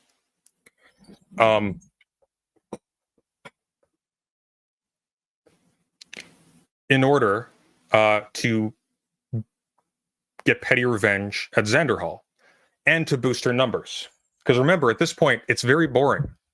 Numbers aren't high. These people are not interesting. They don't have a lot to talk about. If they're not fighting with each other, there's not a lot going on. By the way, so I feel this is another time where President Sunday stating something plainly, it actually comes across as an astute observation, but I think it's just because he's sober enough to recognize what's going on. Keffels did use her alleged grape as a shield against criticism from Xanderhal and use that to turn the tables on Xanderhal. And if Xanderhal had said, like, and he would have had to destroy his relationships to the Vosch orbit in order to do this, he would have had to lose his website, which was a substantive part of his income, I believe, at the time. He would have had to lose a lot of relationships, including with his editor. But if he had come back and said, hey, actually, you are just upset and you're weaponizing your alleged assault because I have evidentiary proof that you defrauded the GoFundMe, that would have gone thermonuclear. As it was, Keffels already was collapsing under the pressure of like alleged impropriety in I think like January and February. And in February, I think it's February was when Vosch imploded with the lolicon horse images, which if you don't know what that is, don't Google it, but he was looking at inappropriate pornography for any living human being and was caught so on his live streaming computer. So Keffels defended Vosch. She imploded from that. It was threatened from commentary that they had all the evidence that she had defrauded the GoFundMe. And so it dragged on for like another 2 or 3 months. But the truth is that if Xanderhal had just gone, hey, and had just done, you know, a counterpunch against Keffels, he very easily could have won that exchange. And it just would have come at significant personal cost to him as far as losing revenue, website, connection, and the Vosch orbit. So I'm not surprised that he kind of, you know, bit down and was just like, screw it. Because it would have cost him a lot. But he would have, if he had the screenshots, if Cherry had already given him the screenshots and if he had saved them and if he had leaked them, I think it would have all come out in February, like January or February, which would have been amazing. Would have been amazing drama. You've just described Boogie. Jenna Boy, you are ontologically wrong. Oh, yeah? Well, I was... Yep. Yes, inappropriate chronography. Japanese cartoon drawings of people who are not children, but are under the age of consent. So between the ages of 12 and 16, engaging physically with each other and engaging with horses. That was the content. So not, to be clear, not prepubescent children, but pubescent and post-pubescent children under the age of consent. Not children. Pubescent and post-pubescent kids, I guess, teenagers, under the age of consent, engaging with each other in animals. So overall, pretty gross. Very large drama. Hugely at Vosch's expense. Kind of funny.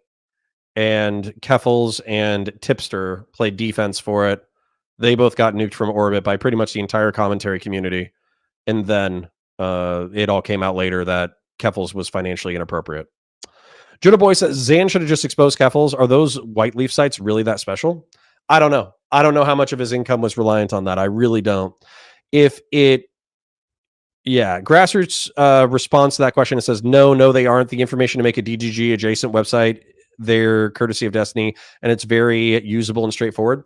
Grassroots Hegemon, I agree with you. I just don't think Xanderhal has the capacity to independently create that site and then also transfer his audience from the current site to his site and also not lose a lot of crossover with the Vosch orbit. He would have lost a lot in the Vosch orbit.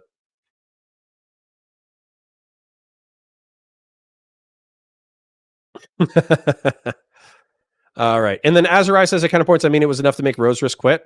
I don't think that was it. I think Roserisk was ready to move on anyways, but I'm sure it was a factor for sure. All right. Let's continue. Hey, it needs to be said, because this is a false accusation that I have the answer to, actually. Keffels accused her then partner of starting a GoFundMe in order to taunt her. Starting a GoFundMe for a legal fund to taunt Keffels over her sexual assault. This was in order to demonize this person more. This did not happen. This did not happen because the GoFundMe was recommended by me. I told her, what you should do is you should put that up, because if Keffels is lying, and I don't know if she is, but if she is, then the fact that you have some semblance of paper support means that she will probably have incentive to be careful.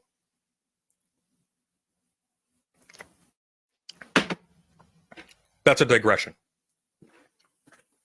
Mudahar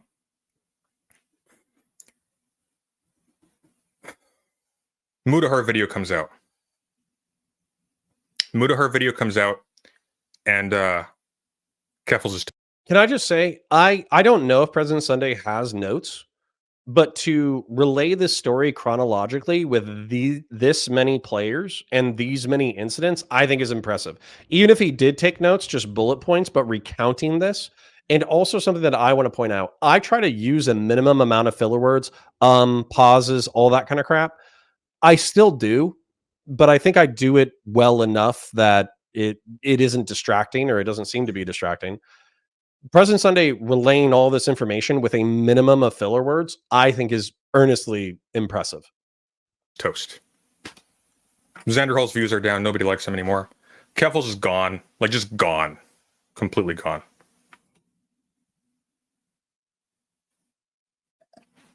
But I've gone too far ahead, haven't I? Because what actually happened is taxes. Vosch, people mesh together. Vosch is on stream, and he shows his tax folder by accident. He opens up his files, and there's AI images of dubiously of age children. So hold on. Jonah Boy makes a good point. It's like a little Game of Thrones, but everyone's like half gay or trans. True. And not only that, I thought about making a video. So you guys have to understand, I have YouTube videos playing in my head all day that I want to create. I just don't have the time or money to do it. And one of the ones that I wanted to do was actually take Westeros and Essos, right? Westeros and Essos, the two continents in the Game of Thrones universe. And then I wanted to create the houses that most lore-wise resembled people in the Twitch and YouTube political space.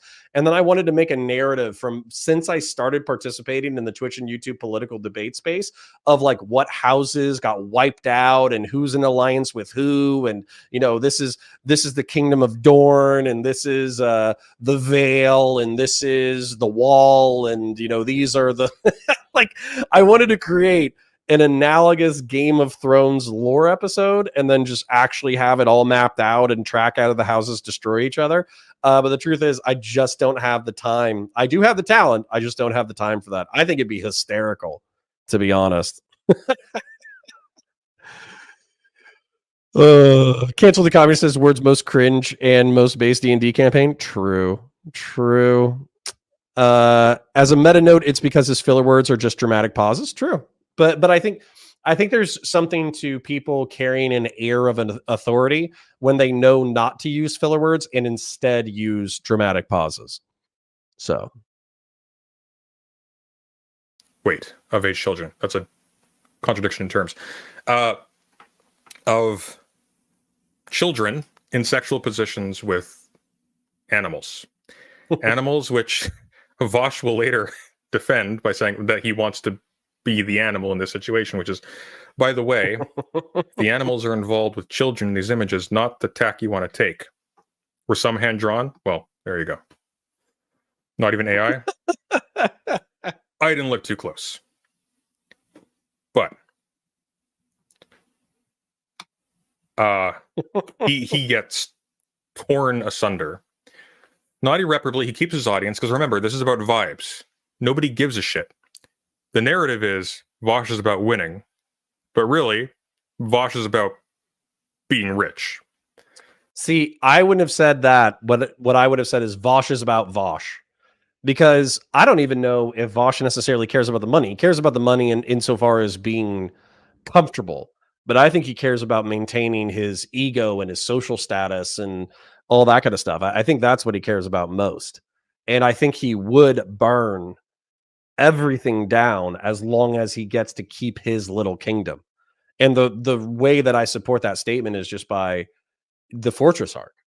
He should be, if he was ambitious about political change in the world, he should still be debating, growing. People, even after the Lolicon debate or Lolicon controversy, he could still get on whatever podcast like it was nothing. He could still get on Probably Fresh and Fit. He could still get on Tim Pool if he wanted to. He could still get on all these different creators. I guarantee you, just off of clout and money and time and influence alone, he could get on all these big podcasts and be creeping up on, 1 million subs and still be raking in the cash on the side, advocating for his politics. And he could probably take all the extra money that he made and have more of an impact. But he doesn't care about any of that kind of crap. He just cares about logging on, doing his commentary, cashing his checks, doing what he wants to do. I mean, like, I would be happy to be proven wrong if he's like, hey, guys, I've secretly been building a commune refuge where trans people and gay people on the outside of Portland, Oregon can all congregate, and we'll grow our own food, and we'll build our own parallel structures, and Demon Mama and Doe are going to make the what's the come on, it's escaping me, the antibiotic that you can make off of bread. I keep wanting to say psilocybin, but it's not psilocybin. But you get it. Doe and Demon Mama can create drugs in their little drug lab in order to be our local medical healers. If he came out with that in 2 years and he was like, ha ha ha, you idiots who have been criticizing me for being an insufficient leftist, I've been creating a lefty commune for the past 3 years. I just didn't tell you about it because it wasn't ready yet. Then I would be happy to eat my words. But I think the chances of me eating my words are less than 1%. Grassroots Hegemon said PF Young collaboration, and thank you for the dono again. PF Young collaboration incoming, go full cognitive berserker. I should talk to him about it because he genuinely loves that, and that might be a way. I know that he does the autist video game thing, and he also did a Warhammer 40K thing. I think a Game of Thrones, Twitch and YouTube debate politics thing, or a Lord of the Rings thing. If you combine Lord of the Rings and Game of Thrones aesthetics, and then you made that narrative, I think it would be great. Vlad says, does Vosch go outside? No, I think he probably has social anxiety, and his pills don't help enough for him to be that ambitious. So yeah. Any Prime says, from self-harm, neither are conducive to enable if you're a loving person, in my opinion. True. Multiculturalist James says, by the way, Rally Irrelevant has gotten into 40K recently. It'd be cool to see you guys play a game if that's ever in sight. It is in sight, Multiculturalist James. I already tagged him on Twitter. I saw him posting about how he was building his 2,000 point list. I already asked Destiny if he'd be willing to do a cooperative round with me. And I honestly think that I'm going to get Rally and Destiny to do at least one cooperative game together. I think that I have enough pull with Destiny and Rally that I could get that for a one-shot playthrough. Whether or not Destiny falls in love with the universe or not, totally up to him. He probably doesn't have time to take on another science fiction universe or another fantasy universe, considering he's already into League of Legends and whatever else he was into. But if he got into it, I think that'd be pretty cool. Like, I remember him playing like Doom Eternal a little bit ago. Grassroots Hegemon says he doesn't care about the money because he's never had to. That's a point. I think his parents have done well. Talent of the Silverhawks says at Counterpoints, maybe Trump should pick Vosch for VP. I think that would not go well. Penicillin, thank you, Talent of the Silverhawk. Thank you. Spam this horse to help Vosch. True. Matt Roofer says penicillin, thank you. Appreciate it. Everybody caught up on my penicillin thing. Psilocybin. Sir Liamson, you dick. Okay. All right, we're caught up. Anyways. But yeah, we're getting through this. They're going to hit eventually. What's going to happen? We've been running for 2 hours and 20 minutes. I'll probably be here for 3 hours, to be honest. Thank you to the roughly 80 people who have been in here so far, cross-platform. What we're going to do is we're going to hit the tail end of the Xanderhal and Demon Mama nuke. And then I think that's where we're going to call it. Because I think that the main things that I wanted to comment on, to be honest, are the dynamics of the PV creators and the alliances therein. I think that's probably the most important part of my commentary from President Sunday's coverage. However, right now we're just enjoying his drama coverage and summary because I think he does a really good job. I think he takes really complex and interpersonal dependent situations and he boils them down really well and summarizes them quickly in a decent narrative. Sir Liamson says StarCraft ripped off Warhammer, so by proxy, he's familiar with 40K. I agree. However, I think that's Games Workshop's fault because Blizzard originally wanted to make a Warhammer 40K game, and then GW backed out at the last second. So I think that's GW's fault. Talon says PV, why everyone using acronyms? So PV is Progressive Victory. They are a progressive political action committee. They fundraised in order to try to get money into the Twitch and YouTube political sphere in order to get creators to canvas and phone bank and volunteer for Democrats. So I'm a part of that. I'm not a Democrat. I am their token Republican. That way they can, qualify for certain grants and all that kind of crap. But also I give them rhetorical feedback on, what they're arguing and how I would argue it and all that kind of stuff. Oh, PV sounds nice. All right, stop distracting me. Let's go. And his audience is not about winning. His audience aren't even about his words. His audience are about being recognized by Vosch. Getting the little drops of recognition, of acknowledgement in public by a friend group with none of the investment, none of the risk.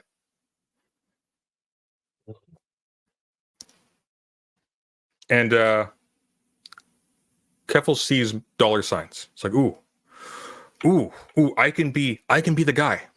I can be the guy. I can use this to get on to Ethan Klein, because Vosch wouldn't go on. I can use this to get on Ethan Klein, and I can be that guy. I can use this as an off bridge to be buddy with Ethan Klein up close. Doesn't go well. Doesn't go well at all.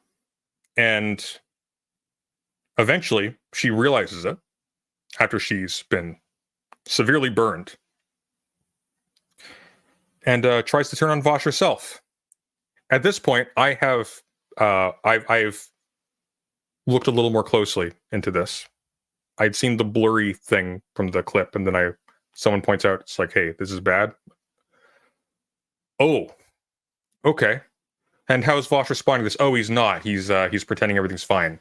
Oh, he's letting other people throw themselves on their swords. Okay.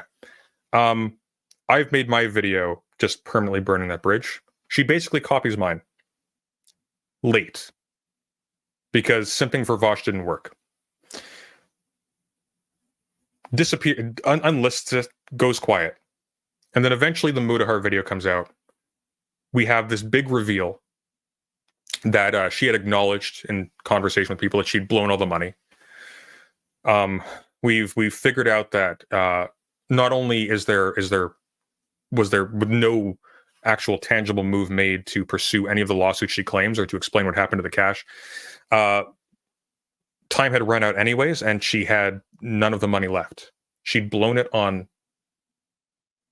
gifts, drugs, rehab for the drugs, very expensive rehab for the drugs. Yeah, if I remember correctly, the breakdown, let's say that Keffel's, so for those of you who don't know, Keffel's trans creator, she was raided by the London, Ontario police in a swatting attempt, and that was legitimate. There's some contestation about the specific events and whether or not it should have traumatized her. I think even getting called out by law enforcement with rifles and pistols could be traumatizing for a civilian. So it's not, it's not the craziest thing in the world for her to be traumatized by that. But then she did a GoFundMe. She raised $103,000. She was expecting to get like maybe 10 to help out with moving, but every time that she got close to the goal, she just bumped it up until eventually I think it sits at like $103,000. Now that is Canadian, so that's around $70,000 US, but I think Canadian is also like there's a cost of living correlative, so let's just call it $100,000. She spent $28,000, I believe, on prepaid rent for a year. She spent it on drugs, which we know was enough to get her into rehab. She was in inpatient rehab for a month, and I think that the online website was saying that that was around 20 grand. So right there, you already have $60,000 accounted for of the $100,000 that was raised. And this money was allegedly for a lawsuit in order to sue the police or sue Kiwi Farms, the website where her docs was allegedly posted. And the suit to Kiwi Farms, she was told by a lawyer, would not be fruitful.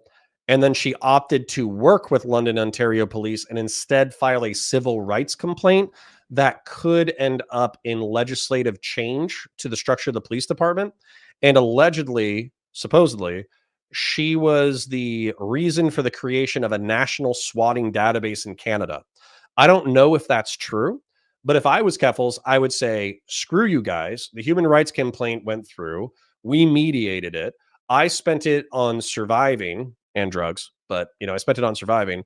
And as a result, London, Ontario police now have body cams, which they were going to in 2025 anyways, but ignore that fact. And also Canada has a national swatting database, which, we won. We won. And we also harassed and took down Kiwi farms temporarily, so they know that they can't harass me or harass other trans people without some kind of response. That would be my tact if I was Keffels. But I think she actually has a guilty conscience because she tucked her tail and ran away and didn't respond to it appropriately at all. So there's a very strong chance that she did wildly misappropriate those funds in ways that would not be approved of by the people who donated to her in a time of need. Al Ram says, oh, 100K Canadian, so worthless since it isn't red, white, and blue. True. Why are we even harassing this poor Canadian gal? Grassroots Hegemon says Saruman is absolutely a base neoliberal. We can let that trying to kill everything go. True. We could make Destiny Saruman. Vlad the Kebabber says, personally, I wouldn't help progressives even if they offered me $1 million, but you do you. Well, maybe I would subvert them. Well, there you go. Maybe I'm working for Peter Thiel. Maybe I'm a deep plant. Rizia says at Counterfire, can you explain how Trump voters aren't pro-political violence, graping, anti-law when Trump is the paragon of the aforementioned things? No, I can't. I think they're in a cult of personality. I think that they look at his policies, which is secure the border, and if you're a Muslim terrorist, I will bomb the crap out of you. And they view that as good policy, and they ignore everything else. That's it. Pseudo-American isolationism. If jihadists screw with us, we'll kill them, and Mexicans go home. That is the sum total of what quote-unquote conservatives care about when it comes to Trump and everything else they can ignore. He's not a social conservative. He doesn't have a social conservative bone in his body. He's not a Christian. He doesn't live a Christian life. He doesn't do anything religious that carries any weight whatsoever. Then he's not a fiscal conservative. He spent $8 trillion, $8 trillion in his term. So he's not a fiscal conservative. And then he's not a Burkean conservative. He's a populist. So, yeah. Alan says, Trump will win. We'll see. Honestly, Alan, I think it depends on the debate. If Trump meanders and bloviates and lets his brain leak out of his skull the way Joe Biden did, and Kamala runs laps around him, I think Kamala could win. If Kamala word salads and Trump dunks on her a few times, then I would say it's 50-50.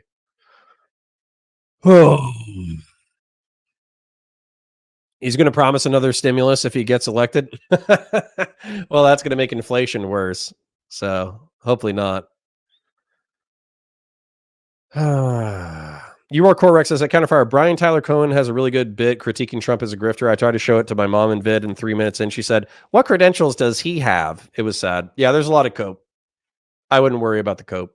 It just is what it is. Trump people are Trump people. There's very few who will chip away. Gay Mudgeon says, was watching Destiny stream on J6, etc. The warm-up acts for Trump that had such MLM energy. It was total MLM crazy pants. I believe it. Cancel the Communist says at Counterfire, we haven't had a fiscal conservative in this country since Reagan. You know what's funny about Reagan? He wasn't a fiscal conservative anyways. He talked about fiscal conservatism and he slashed the social safety net, but he still spent a lot of money on defense and he ran a deficit. So even Reagan, the alleged fiscal conservative, he wasn't a fiscal conservative either. I got to get back to the content because I do need to go to bed at some point. But URCoreX is a Counterfire. I said he's got 2.93 million subs, if nothing else. Yeah, good for that. All right. Let's go. And then Keffels disappears again. And now, once again, things are very, very boring.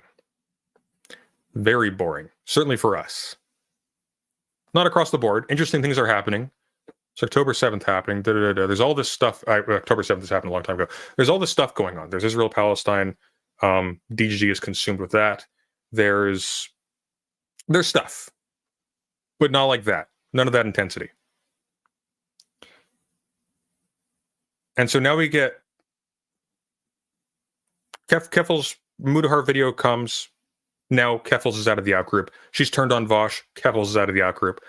And now the Demon Mama expose on Keffels lands. Now we have the statement. Guys, we have some grave things to talk about today. After everyone else is already shooting. Sorry, you guys have interesting questions. So Grassroots Hegemon says defense in the 80s was pretty important.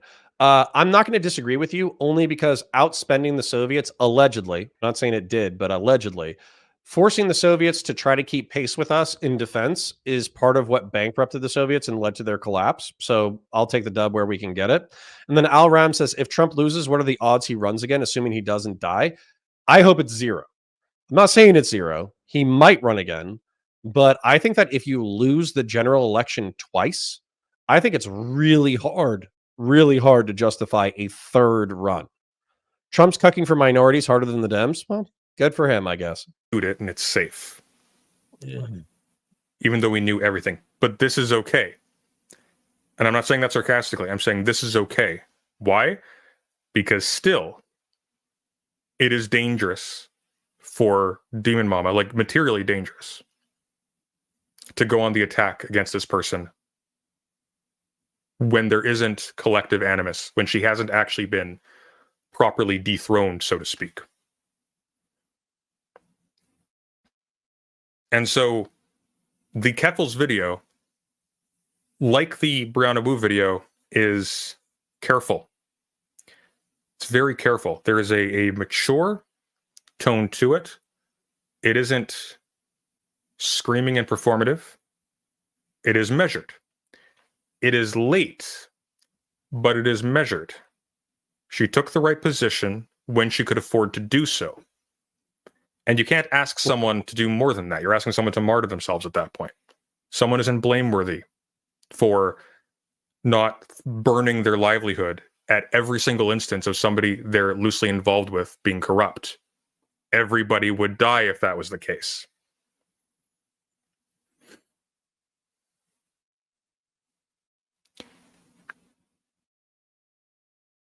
Now we come to present day. And Xanderhal has started beefing not just with Vosch, but with Demon Mama. And Demon Mama's been beefing with Xanderhal and back and forth. And Xanderhal keeps making little dishonest, nasty remarks, nasty comments, nasty claims even, about Demon Mama, about Vosch, about what they stand for, etc., etc. See, this feels like a little bit of a sweep in a different direction, but I want to... L says, didn't Joe run for president 4 times? So, L, I think there's a difference between running for a primary and not winning versus running in the general and not winning. So, for instance, I think in 1989 or something like that, Joe Biden ran. You'd have to Google it for me. But I don't even know if he was in the general as the president in 1989 or if it was just a presidential bid, because he would have borderline been a young whippersnapper at that point. But the losing the primary, that almost means nothing. You're getting like national attention. Marco Rubio could still run for the primary nomination. I think he would actually stand a decent chance if he reformed his rhetoric. Who is it? Ron DeSantis. Ron DeSantis could run again in another 4 years. And if anything, if there isn't an emergent MAGA politician, I would say Ron DeSantis, as autistic as he is, as weird as he is, he would stand a strong chance of taking over MAGA for Trump if Trump's kids are incompetent and stupid. So, yeah. So I don't think that just because you run in a primary doesn't mean anything. If anything, you're trying to get name recognition on a national stage. And somebody pointed out that he would be 88. I think that's too old. I think if he's having a little bit of slips here and there now, by the time he's 88, he's going to be wild. Town of the Silverhawk asks, at Counterpoints, what does Star Wars have to do with Russia? So what it has to do with Russia is, I believe Reagan was trying to get plane-based and satellite-based lasers that were capable of shooting down intercontinental ballistic missiles. And it was insanely expensive, a shitload of R&D, but Reagan was obsessed that the idea could work, and it just didn't go anywhere. But now we actually do have ground-based lasers that are capable of taking out missiles and drones. So, yeah, it was called the Star Wars program. And so it would actually do, it can kind of do what it was supposed to do back then. It can do it now. Now, the thing about it though is a lot of people picture like laser blasters, like a field of superheated plasma that flies out as a bolt and hits something and melts it and falls apart. That's actually not what's going on. With real life lasers, it's a beam of light that is super concentrated, that is naked to the visual eye. It's naked to the naked eye. Naked to the naked eye. It's invisible to the naked eye. But what happens is when it hits its target, it superheats its target until the point it melts. And the beam literally follows its target, and it travels at the speed of light, and it can melt a portion of the target until the target falls apart. It's actually really interesting. It's really cool. Star Wars, the original Jewish space lasers. True. True. It's just a cannon that fires Anakin Skywalker at you. Listen, there's got to be a reason why that man earned that reputation, you know? Not the movie, Talon. Not the movie. All right, sorry. Let's try to get into this, but I do want to point this out in reference to the content. So Sunday's talking about how Xanderhal was being dishonest and taking pot shots at Demon Mama and Vosch. I have not seen that. I haven't seen that. Granted, I've only seen the one clip, but what Xanderhal was taking was, he was following a logic path that I was not following, but I understand it. He was thinking it's too close, too much money is wrapped up in Biden, too much name recognition is wrapped up in Biden. We can't swap horses at the last minute. And so as a result, we just have to stick with Biden. And Demon Mama and Vosch, who are my friends who I haven't spoken to in a few months because we had a falling out around the Keffels thing, who were my friends, they have been going against Biden super hard. And this is bad for their audiences to get excited about the general election. And that's ostensibly what we're trying to do as a part of PV, is get people excited about the election and excited to vote blue no matter who, right?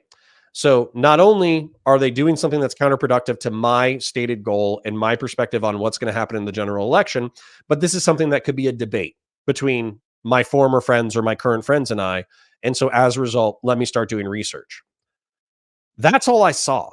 I didn't see any of these lies. I didn't see him slinging mud, and the punches that the pokes and prods that he were doing were so light that this overreaction from Vosch and Demon Mama, to me, tells me that they've resented him since the Keffels implosion.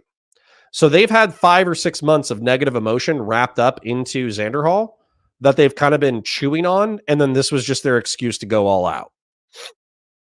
Talon of the Silverhawk says, you have me confused. I looked up Star Wars allegory and everything at Counterpoints. No, do Ronald Reagan Star Wars 1980s, and you'll find what you're looking for. Cancel the Communist says, we need a name for the swap horses mid-race fallacy, since in modern U.S. history, we should have changed horses so many times. True. General Balsack says, nope. Do you actually think that Kamala understands foreign policy? I don't know if she does, but I'm sure she has a cabinet that does. Do you think Trump understands foreign policy? Because I know he doesn't.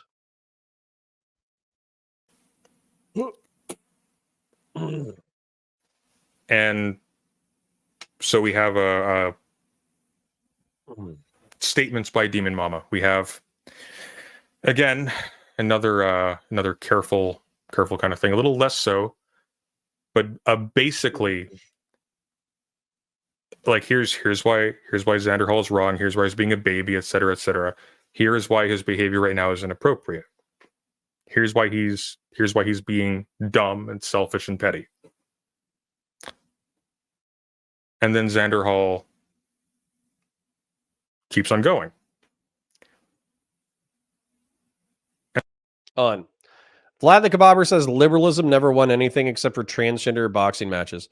Vlad, for a dissident who is considering moving to another country because you can't stand the liberal hegemony in the world, that is a hilarious statement. Liberal democracy defeated both Nazism and communism. Communism. So first, Nazism got two-teamed by communism and Nazism. And then liberal mixed economy capitalism survived decades. So far, 40 years past communism. So the world that you operate in is becoming increasingly liberalized all the time through the market economy, in culture, popular culture, all that kind of stuff.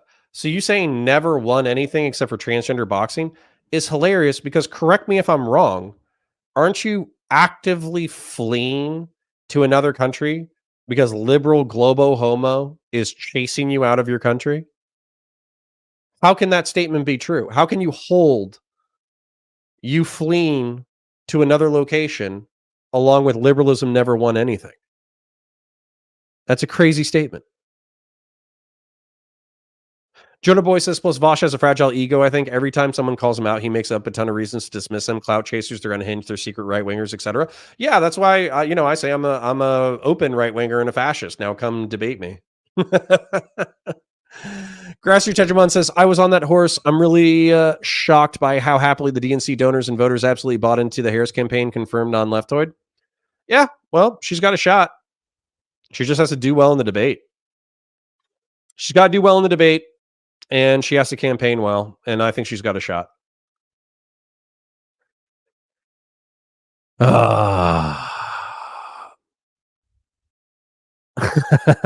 Jacanadar, true.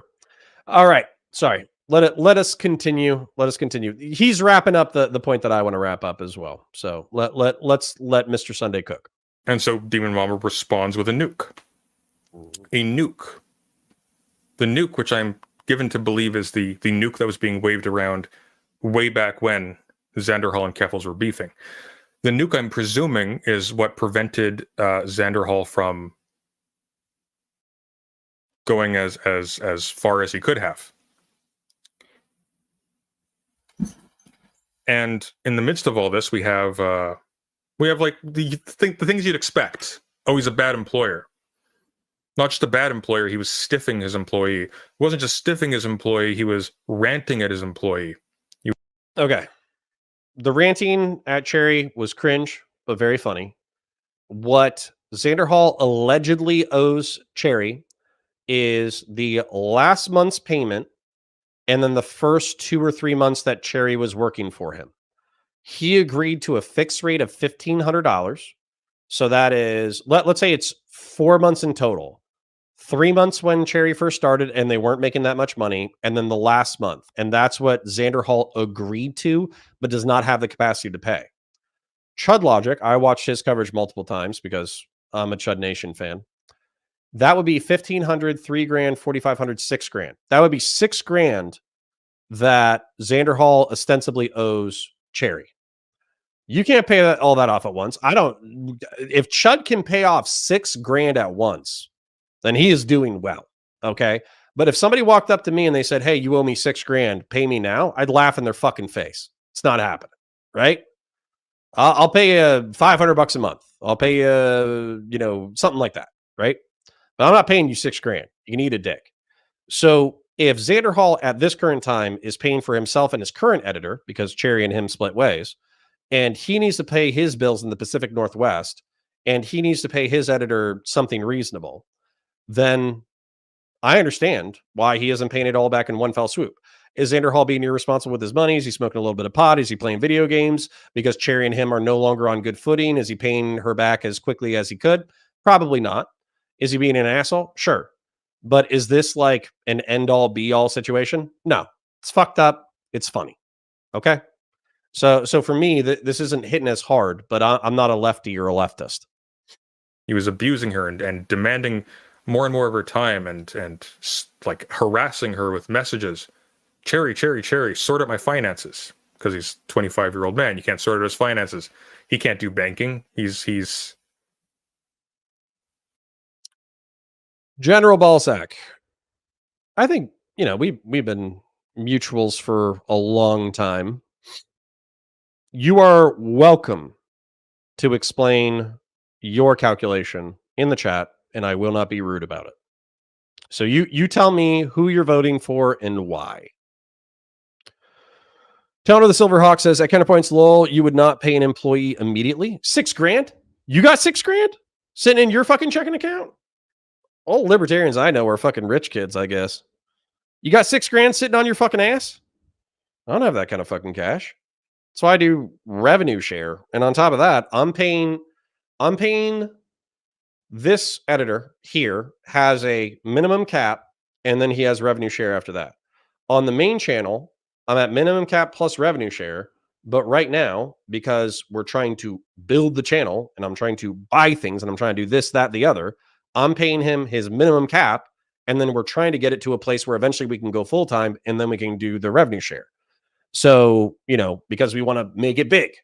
So for me, no, I don't have $6,000 sitting up my ass. You got $6,000 sitting up your ass? Hey, as a matter of fact, if you got $6,000 sitting up your fucking ass, why are you letting Grassroots Hegemon take all the weight tonight? I got fucking 8 goddamn donos and 7 of them are fucking Grassroots Hegemon. So you're telling me you got fucking $6,000 sitting in your checking account that you're dicking around with and you're letting Grassroots Hegemon do all the donos? That's what you're telling me right now? That's very rude, Talon of the Silverhawk. Very rude.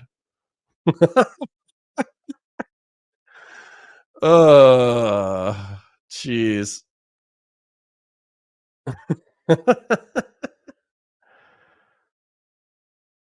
Paycheck, yeah, cancel the comment. Says paycheck to paycheck American keeps saying you should just have $6,000 lying around when needed to fudge paperwork. Yeah, no way. No way. Never had $6,000 lying around, hoping to have some that in the future. And guess what? Even when we have $6,000 lying around, we're not wasting that shit. We're filling these bitches up with guns and fucking we're starting a business, right? We're going to fill these things up with Warhammer models. We're going to make a bunch of science fiction weapons and we're going to sell them.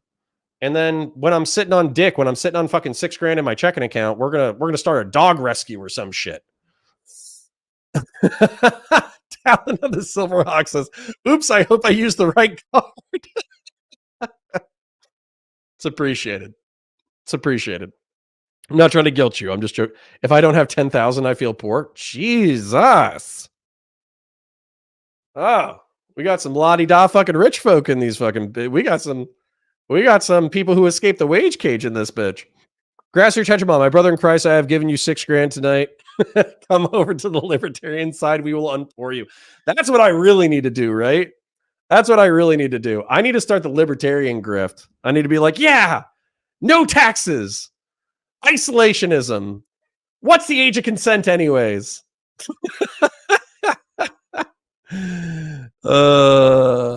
Pondering Politics for $10 says doing more pre-recorded content like we talked about, ? Pondering Politics, thank you for the dono. Appreciated. Maybe. I'm thinking about it. I DM'd a guy who I respect about how he did his content, but I'm not sure if he replied or not. I'll have to check my Discord DMs and see if he gave me his tips and tricks on how to do it. But pondering, so here's the challenge, to be honest, is I like that. I like that like 10-minute rant, but I think the way your model works, if I understand it, is you do 3 of those a day. And also you kind of have the formula down, right? So what I would have to do is I would have to tell Brianna, we're not doing live streams anymore. We're doing 10-minute per day segments, and we're going to try to do 2 or 3 a day. Now, maybe that would work, and maybe it's advantageous to the point that we should just stop doing what we're doing right now and switch over to that model. I don't know. And then we should just keep the live stream separate. Maybe we should only do your model for pre-recorded and then just keep the live streams in the live stream section. I don't know. We'll see. Let's talk about it sometime. Town of the Silverhawk says, I have 12K and 14K coming up in CDs next month. Jesus. Lottie fucking da. Yeah, I need to become sorry, Masad. I need to butt out and become a libertarian, I guess.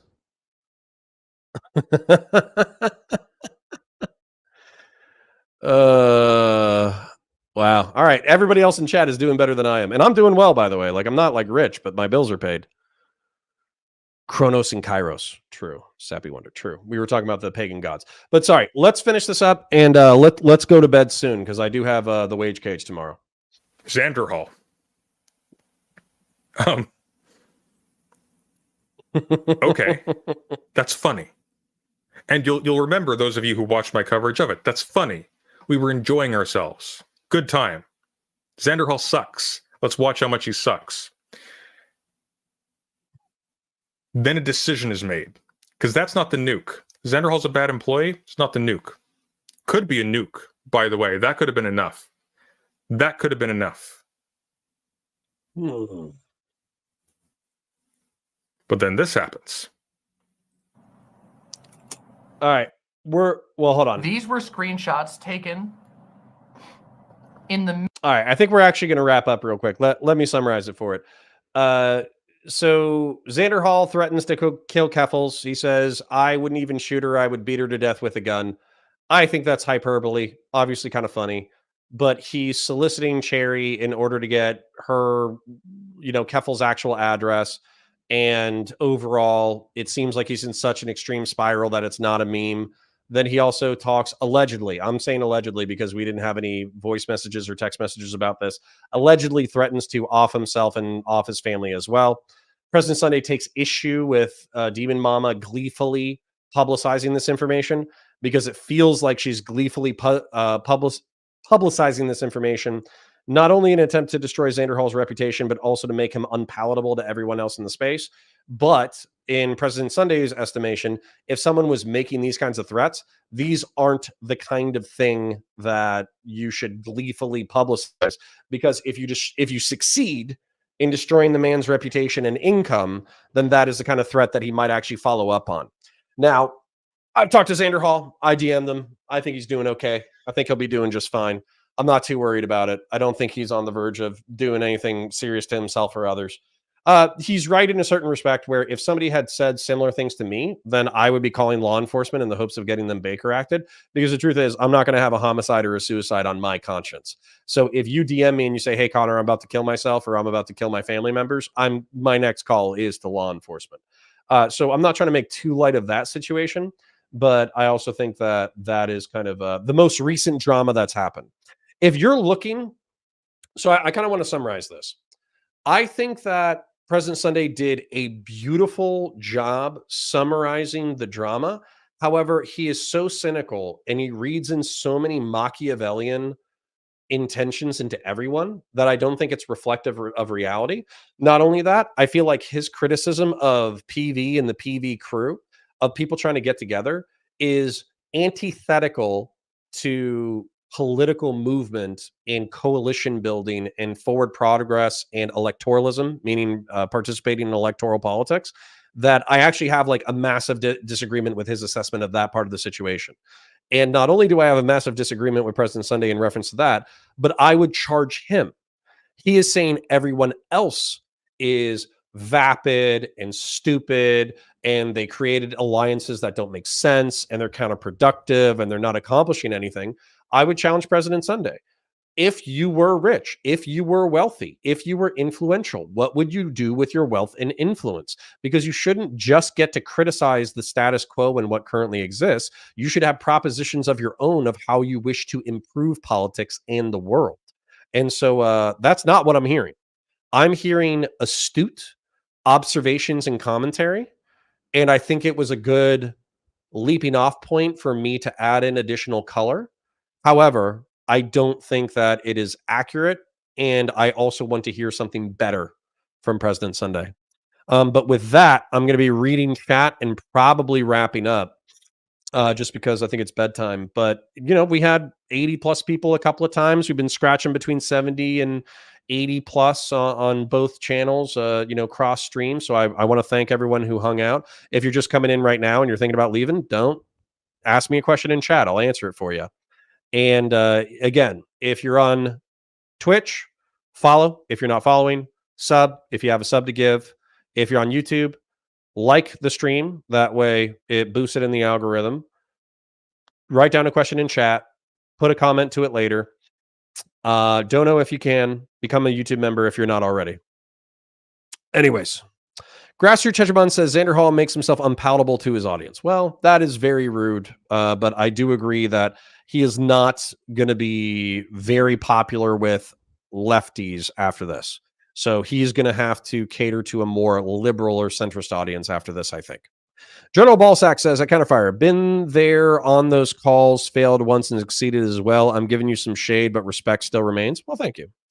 I appreciate that. General Ballsack says, only Mr. Bill says, as I said, in a swing state and there's really no viable third parties right now, I vote on foreign policy in 2A, and for the first time in my life, an economy.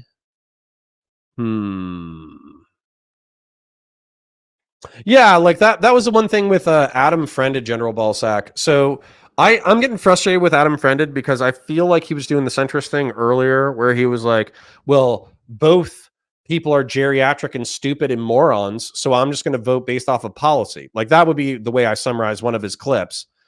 And then, you don't have a geriatric anymore. Now she might be a word salad progressive or a word salad liberal whose policies you don't like, but you can't say that she's not 50 something, accomplished, probably competent, can probably string a sentence together. So you lose a lot of that centrist fence sitting where you're just comparing two geriatrics. You have to come out and own the fact that you're like, hey, this is Kamala's policy that I think is toxic and bad for the country. This is Trump's policy, and here's all of Trump's faults. And here's how I think Trump's policies are going to positively affect the country. And here's all his faults that I think are mitigated by XYZ factor. But that cannot be a centrist position. You have to own it and you have to articulate it, or else you're going to get a lot of shit from a lot of people. And I didn't give Adam that much shit, by the way. He gave me a lot of shit. He was very defensive. But I think that's just because Pisco and Hutch were going after him really aggressively. Arielian says, your Game of Thrones thing make me think of this, and then links a YouTube thing. I'm sorry, I can't click on links right now. I do got to kind of wrap up. You are correct, says a Counterfire silly question. Do you like to read if you have time? Of course I do. I love reading. If so, what if you made an Amazon link so people could contribute your liked literature? I'll think about that. That's an interesting idea. That's honestly an interesting idea because I do have Audible. I don't read hardcover books as much. One, my eyes are shit. Two, I don't have a lot of time, but I do listen to Audible, and I've been thinking about, I listen to drama streams a lot, and it's a massive waste of time. It's really fun, but to be honest, sometimes when you listen to the same drama from 2 or 3 different angles, you're kind of burnt out on it, and you realize how vapid and stupid everything was and how really nothing of substance actually happened. And so I'm trying to think about getting back into either Warhammer stuff or lore, or I'm trying to think of other things, but maybe like history stuff or psychology stuff. So I've been thinking about getting back into that, but I just haven't really found a niche that is like magnetic to me. So yeah. Only Mr. Bill says, you're lucky I'm chatting, Connor, smiley face. Smart ass. Alan, do you really think the world will end if Trump wins? No, of course not. I think the Republic will survive Trump. But Alan, this is my counter argument, because a lot of Trump people say that. A lot of moderate Trump people say that. They're like, well, I think that the social institutions will be able to check Trump, so it's not that big of a deal. Don't worry about it. And on top of that, like, will the world end? And it's like, no. But what if I told you that you could take a shot of Drano, right? Like the stuff that you put in pipes in order to clean stuff out, and you're not going to die, right? So you can drink a poison and it's not going to kill you. Are you going to drink the poison? Probably not, right? Let's say that there were 2 different shots of Drano, and one of them was filled to the brim and one of them was filled with a little bit. And then somebody said, you have to drink one of these or I'm going to shoot you in the head. And on top of that, make a choice between one of these. I don't care which one you drink. Neither one of them will kill you. I dosed it so it won't kill you. Then I'm going to take the shot of Drano that is smaller. And so I understand that people don't like the choosing the lesser of 2 evils analogy. They feel like it, just perpetuates the system, which it does. But I think the system does do a lot of good. And so I want to perpetuate the system. And so I will, in my world, I will pick the shot of less poison. People disagree on which one is filled with more poison. That's actually the conundrum that we're in when we're talking to each other. Cancel the comment says, Pure Vibes asks, who's going to win in November? It all depends on the debates. I'm telling you. Like, debates actually allegedly do not impact the election that much, but I think the debates do impact the vibes. So and I think vibes do kind of carry out elections. So if the economy is shit and Kamala has a really middling debate and Trump gets a couple of dunks in, then it's a Trump win. If the economy is still doing okay or good, and then Kamala gets a few dunks in on Trump, and Trump like waffles and lets his brain wander and says a bunch of wild shit, then I think it's very possible that Kamala could win. So that's my answer. It depends, but it depends on factors that we will find out. Trump is the best for foreign policy. I know the tards like to pretend he is isolationist. Isolationism doesn't exist. I disagree, but good luck with the way that you believe things to be. Sappy Wonder says, are you familiar with the Clock of the Long Now and or the Long Now Foundation? I am not. Town of the Silverhawk says, Counterpoints, you should have half year's expenses in savings CDs. Yeah, well, I'll work on that when I'm not having children and having expensive hobbies and paying my bills. So, children are one of my expensive hobbies. So, yeah. Grassroots Hegemon, Adam has gone full Arsler. Sorry, Connor's parents and in-laws. No big deal, Grassroots Hegemon. I'm not following him down that track. So, I'd be happy to talk to him about it, but I think Sitch and him are a little sensitive. I think when I criticize them, they get a little sensitive. But I still love Sitch. I think he's an intelligent fellow, and I think he's following his heart. Adam, I think, is also following his. I just disagree with him massively. General Ballsack says, oh, I get that. It's the intensity you're going with Kamala. That's the issue. I was a never Trumper in 2016. You're missing the point. You took an active position and not just through rhetoric. Yeah. Yep. I am saying we should take. I'm saying we should take collectively. There's 2 shots of Drano. There's somebody pointing a gun at us, and they're saying that they're going to shoot us in the fucking head unless we pick one. I am saying that based off of my estimation, this shot has less Drano than this shot. So I will be taking this shot, and I advocate that other people, because all our decisions affect each other, I advocate that you also take this shot. That's my rationale. So I am taking an active position. You're correct. But I'm doing so because I just want to not be a pussy about it. Joda Boy says, what if the bigger shot of Drano is funnier than the smaller one, though? True. It would be funny. Can't say a Trump presidency wouldn't be fucking funny. Stuart Brandon, the whole Earth catalog, Brian Eno, not to mention the brilliant engineering in the clock. Interesting. Last debate obviously impacted the election, FYI. I agree with you, only Mr. Bill. I think that when people said that debates don't affect elections, I think what they mean is that when you look at the percentage points changed as the result of debates, it's marginal. It's like 0.5% or 1%. So the amount of Democrats who are going to switch to Republican is very minimal. The amount of Republicans who are going to switch to Democrat are very minimal. And even amongst independents, only a few of them are politically active enough to watch debates. And so as a result, they're only going to swing like a few percentage, not even a few percentage points. It's going to be like 0.5%. But the truth is that our elections are so close that 0.5% matters. And then also, like you said, I think it's based off of vibes. So if the vibe is that Trump totally owned Kamala and she's a word salad idiot, then boom, Trump's in. If it's actually like, hey, Trump's not as strong as he used to be, he's actually pretty weak, the economy is still doing okay, and Trump actually got dunked on pretty hard, then I think the vibes would change and Kamala has a real shot at winning. That's my vibe. Oh. Don't deep state me, bro. General Ballsack, is that why the Fed is waiting to cut rates in September? Don't deep state me, bro. Yeah, they're trying not to cut it because they want to keep inflation as low as possible. 100%. But I don't even think that's necessarily like they want a specific person to win. They probably want Kamala to win. But at the same time, I think they'd be doing that anyways. And even if Trump told them to lower interest rates, they would probably still fight him on that for probably at least a few months. Cancel the Communist says, debates won JFK the presidency, despite current crowing. Debates actually do matter beyond just Biden crashing out. I hope you guys are right. I hope you guys are right. Dude, Trump is not isolationist. I'm sick of people pretending he is. Yeah, he's not isolationist. He's super pro-Israel. And he's mixed on Ukraine. And honestly, like, realistically, I think at this point, Ukraine should be suing for peace. But I don't want Ukraine and NATO and the EU to all have a different position than Trump. And then Trump buddy fucks Ukraine and then Russia gets breakthroughs. So that's the kind of shit that I could see happening. Alan says, I have never heard say anything without laughing. If she does not learn to control, I don't see her winning a debate. Alan, you have to understand, you have to look at it. So I agree with you that she's shrill and her laugh is fucking annoying. But if you have a friend who has an annoying laugh, but they kind of like their annoying laugh, and so they lean into it harder, it can become endearing.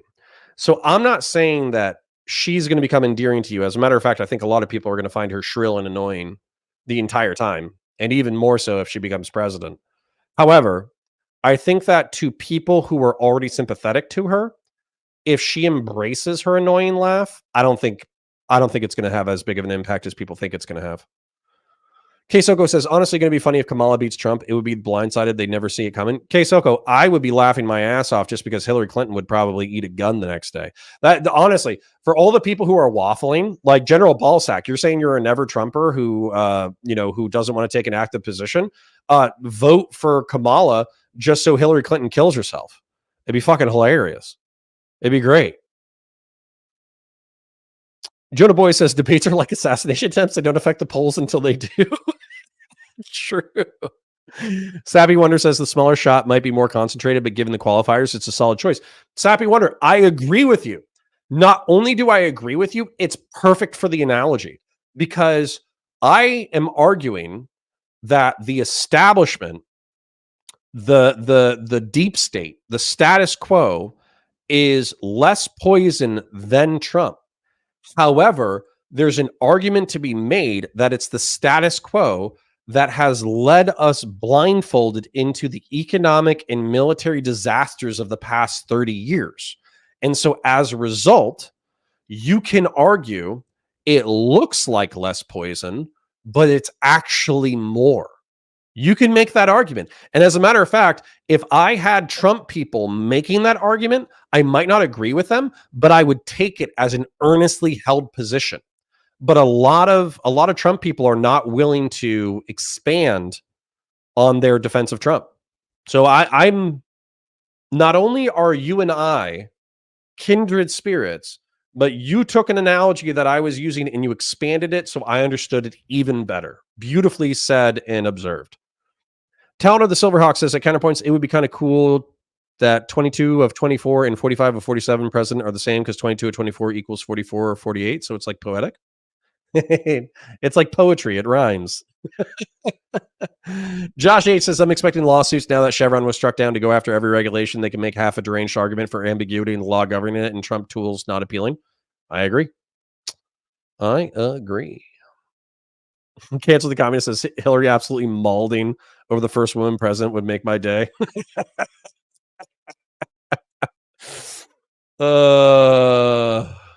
Yeah. Yeah. Mr. Lur, for your shelf from a blue Drino enjoyer. Mr. Lur, thank you. Thank you for the dono. I appreciate it. Tay says, I was behind on the video. Where the hell did the idea I was being paid by Progressive Victory or all that editors are getting paid come from? So weird.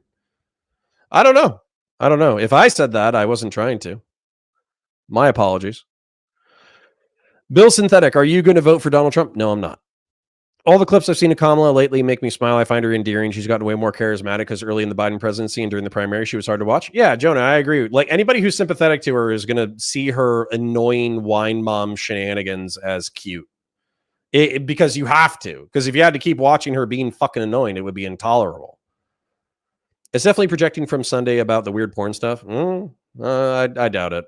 Maybe. I don't know. He is really nice to awkward people. But, aren't we all? Okay. We are caught up. Thank you to the, on average, 70 people cross-platform who hung out with us all night. Thank you to the 80+ people who dropped by randomly and gave us money and hung out and likes and subscriptions and all that kind of stuff. Thank you to all the donos, Grassroots Hegemon, you are a king, but Mr. Lur and Remy LeBeau and some other kind folks, Pondering Politics as well, all dropped by and gave us some dollar reduce. So it is greatly appreciated. Thank you kindly for your viewership. Thank you for hanging out with us. I hope you had fun. I hope that people who are watching this as a VOD have fun as well. I wish you all the very best. I hope you have a beautiful night and a fantastic week. Bye for now. I already have some salutes in the chat, but I'm going to go ahead and salute you, and I'll hold it until I get some more salutes. RC says, great stream as always. Keep up the great work. As always, can't wait for the next 40K content and unified timeline videos. 07. Appreciate you, King. All right. We got some more. Parasocial love to you and yours. Have a beautiful night. General Ballsacks, as always, enjoy it. Maybe I'll yell at you live eventually. Big work. Have a great night. Thank you. Appreciate you. Bye.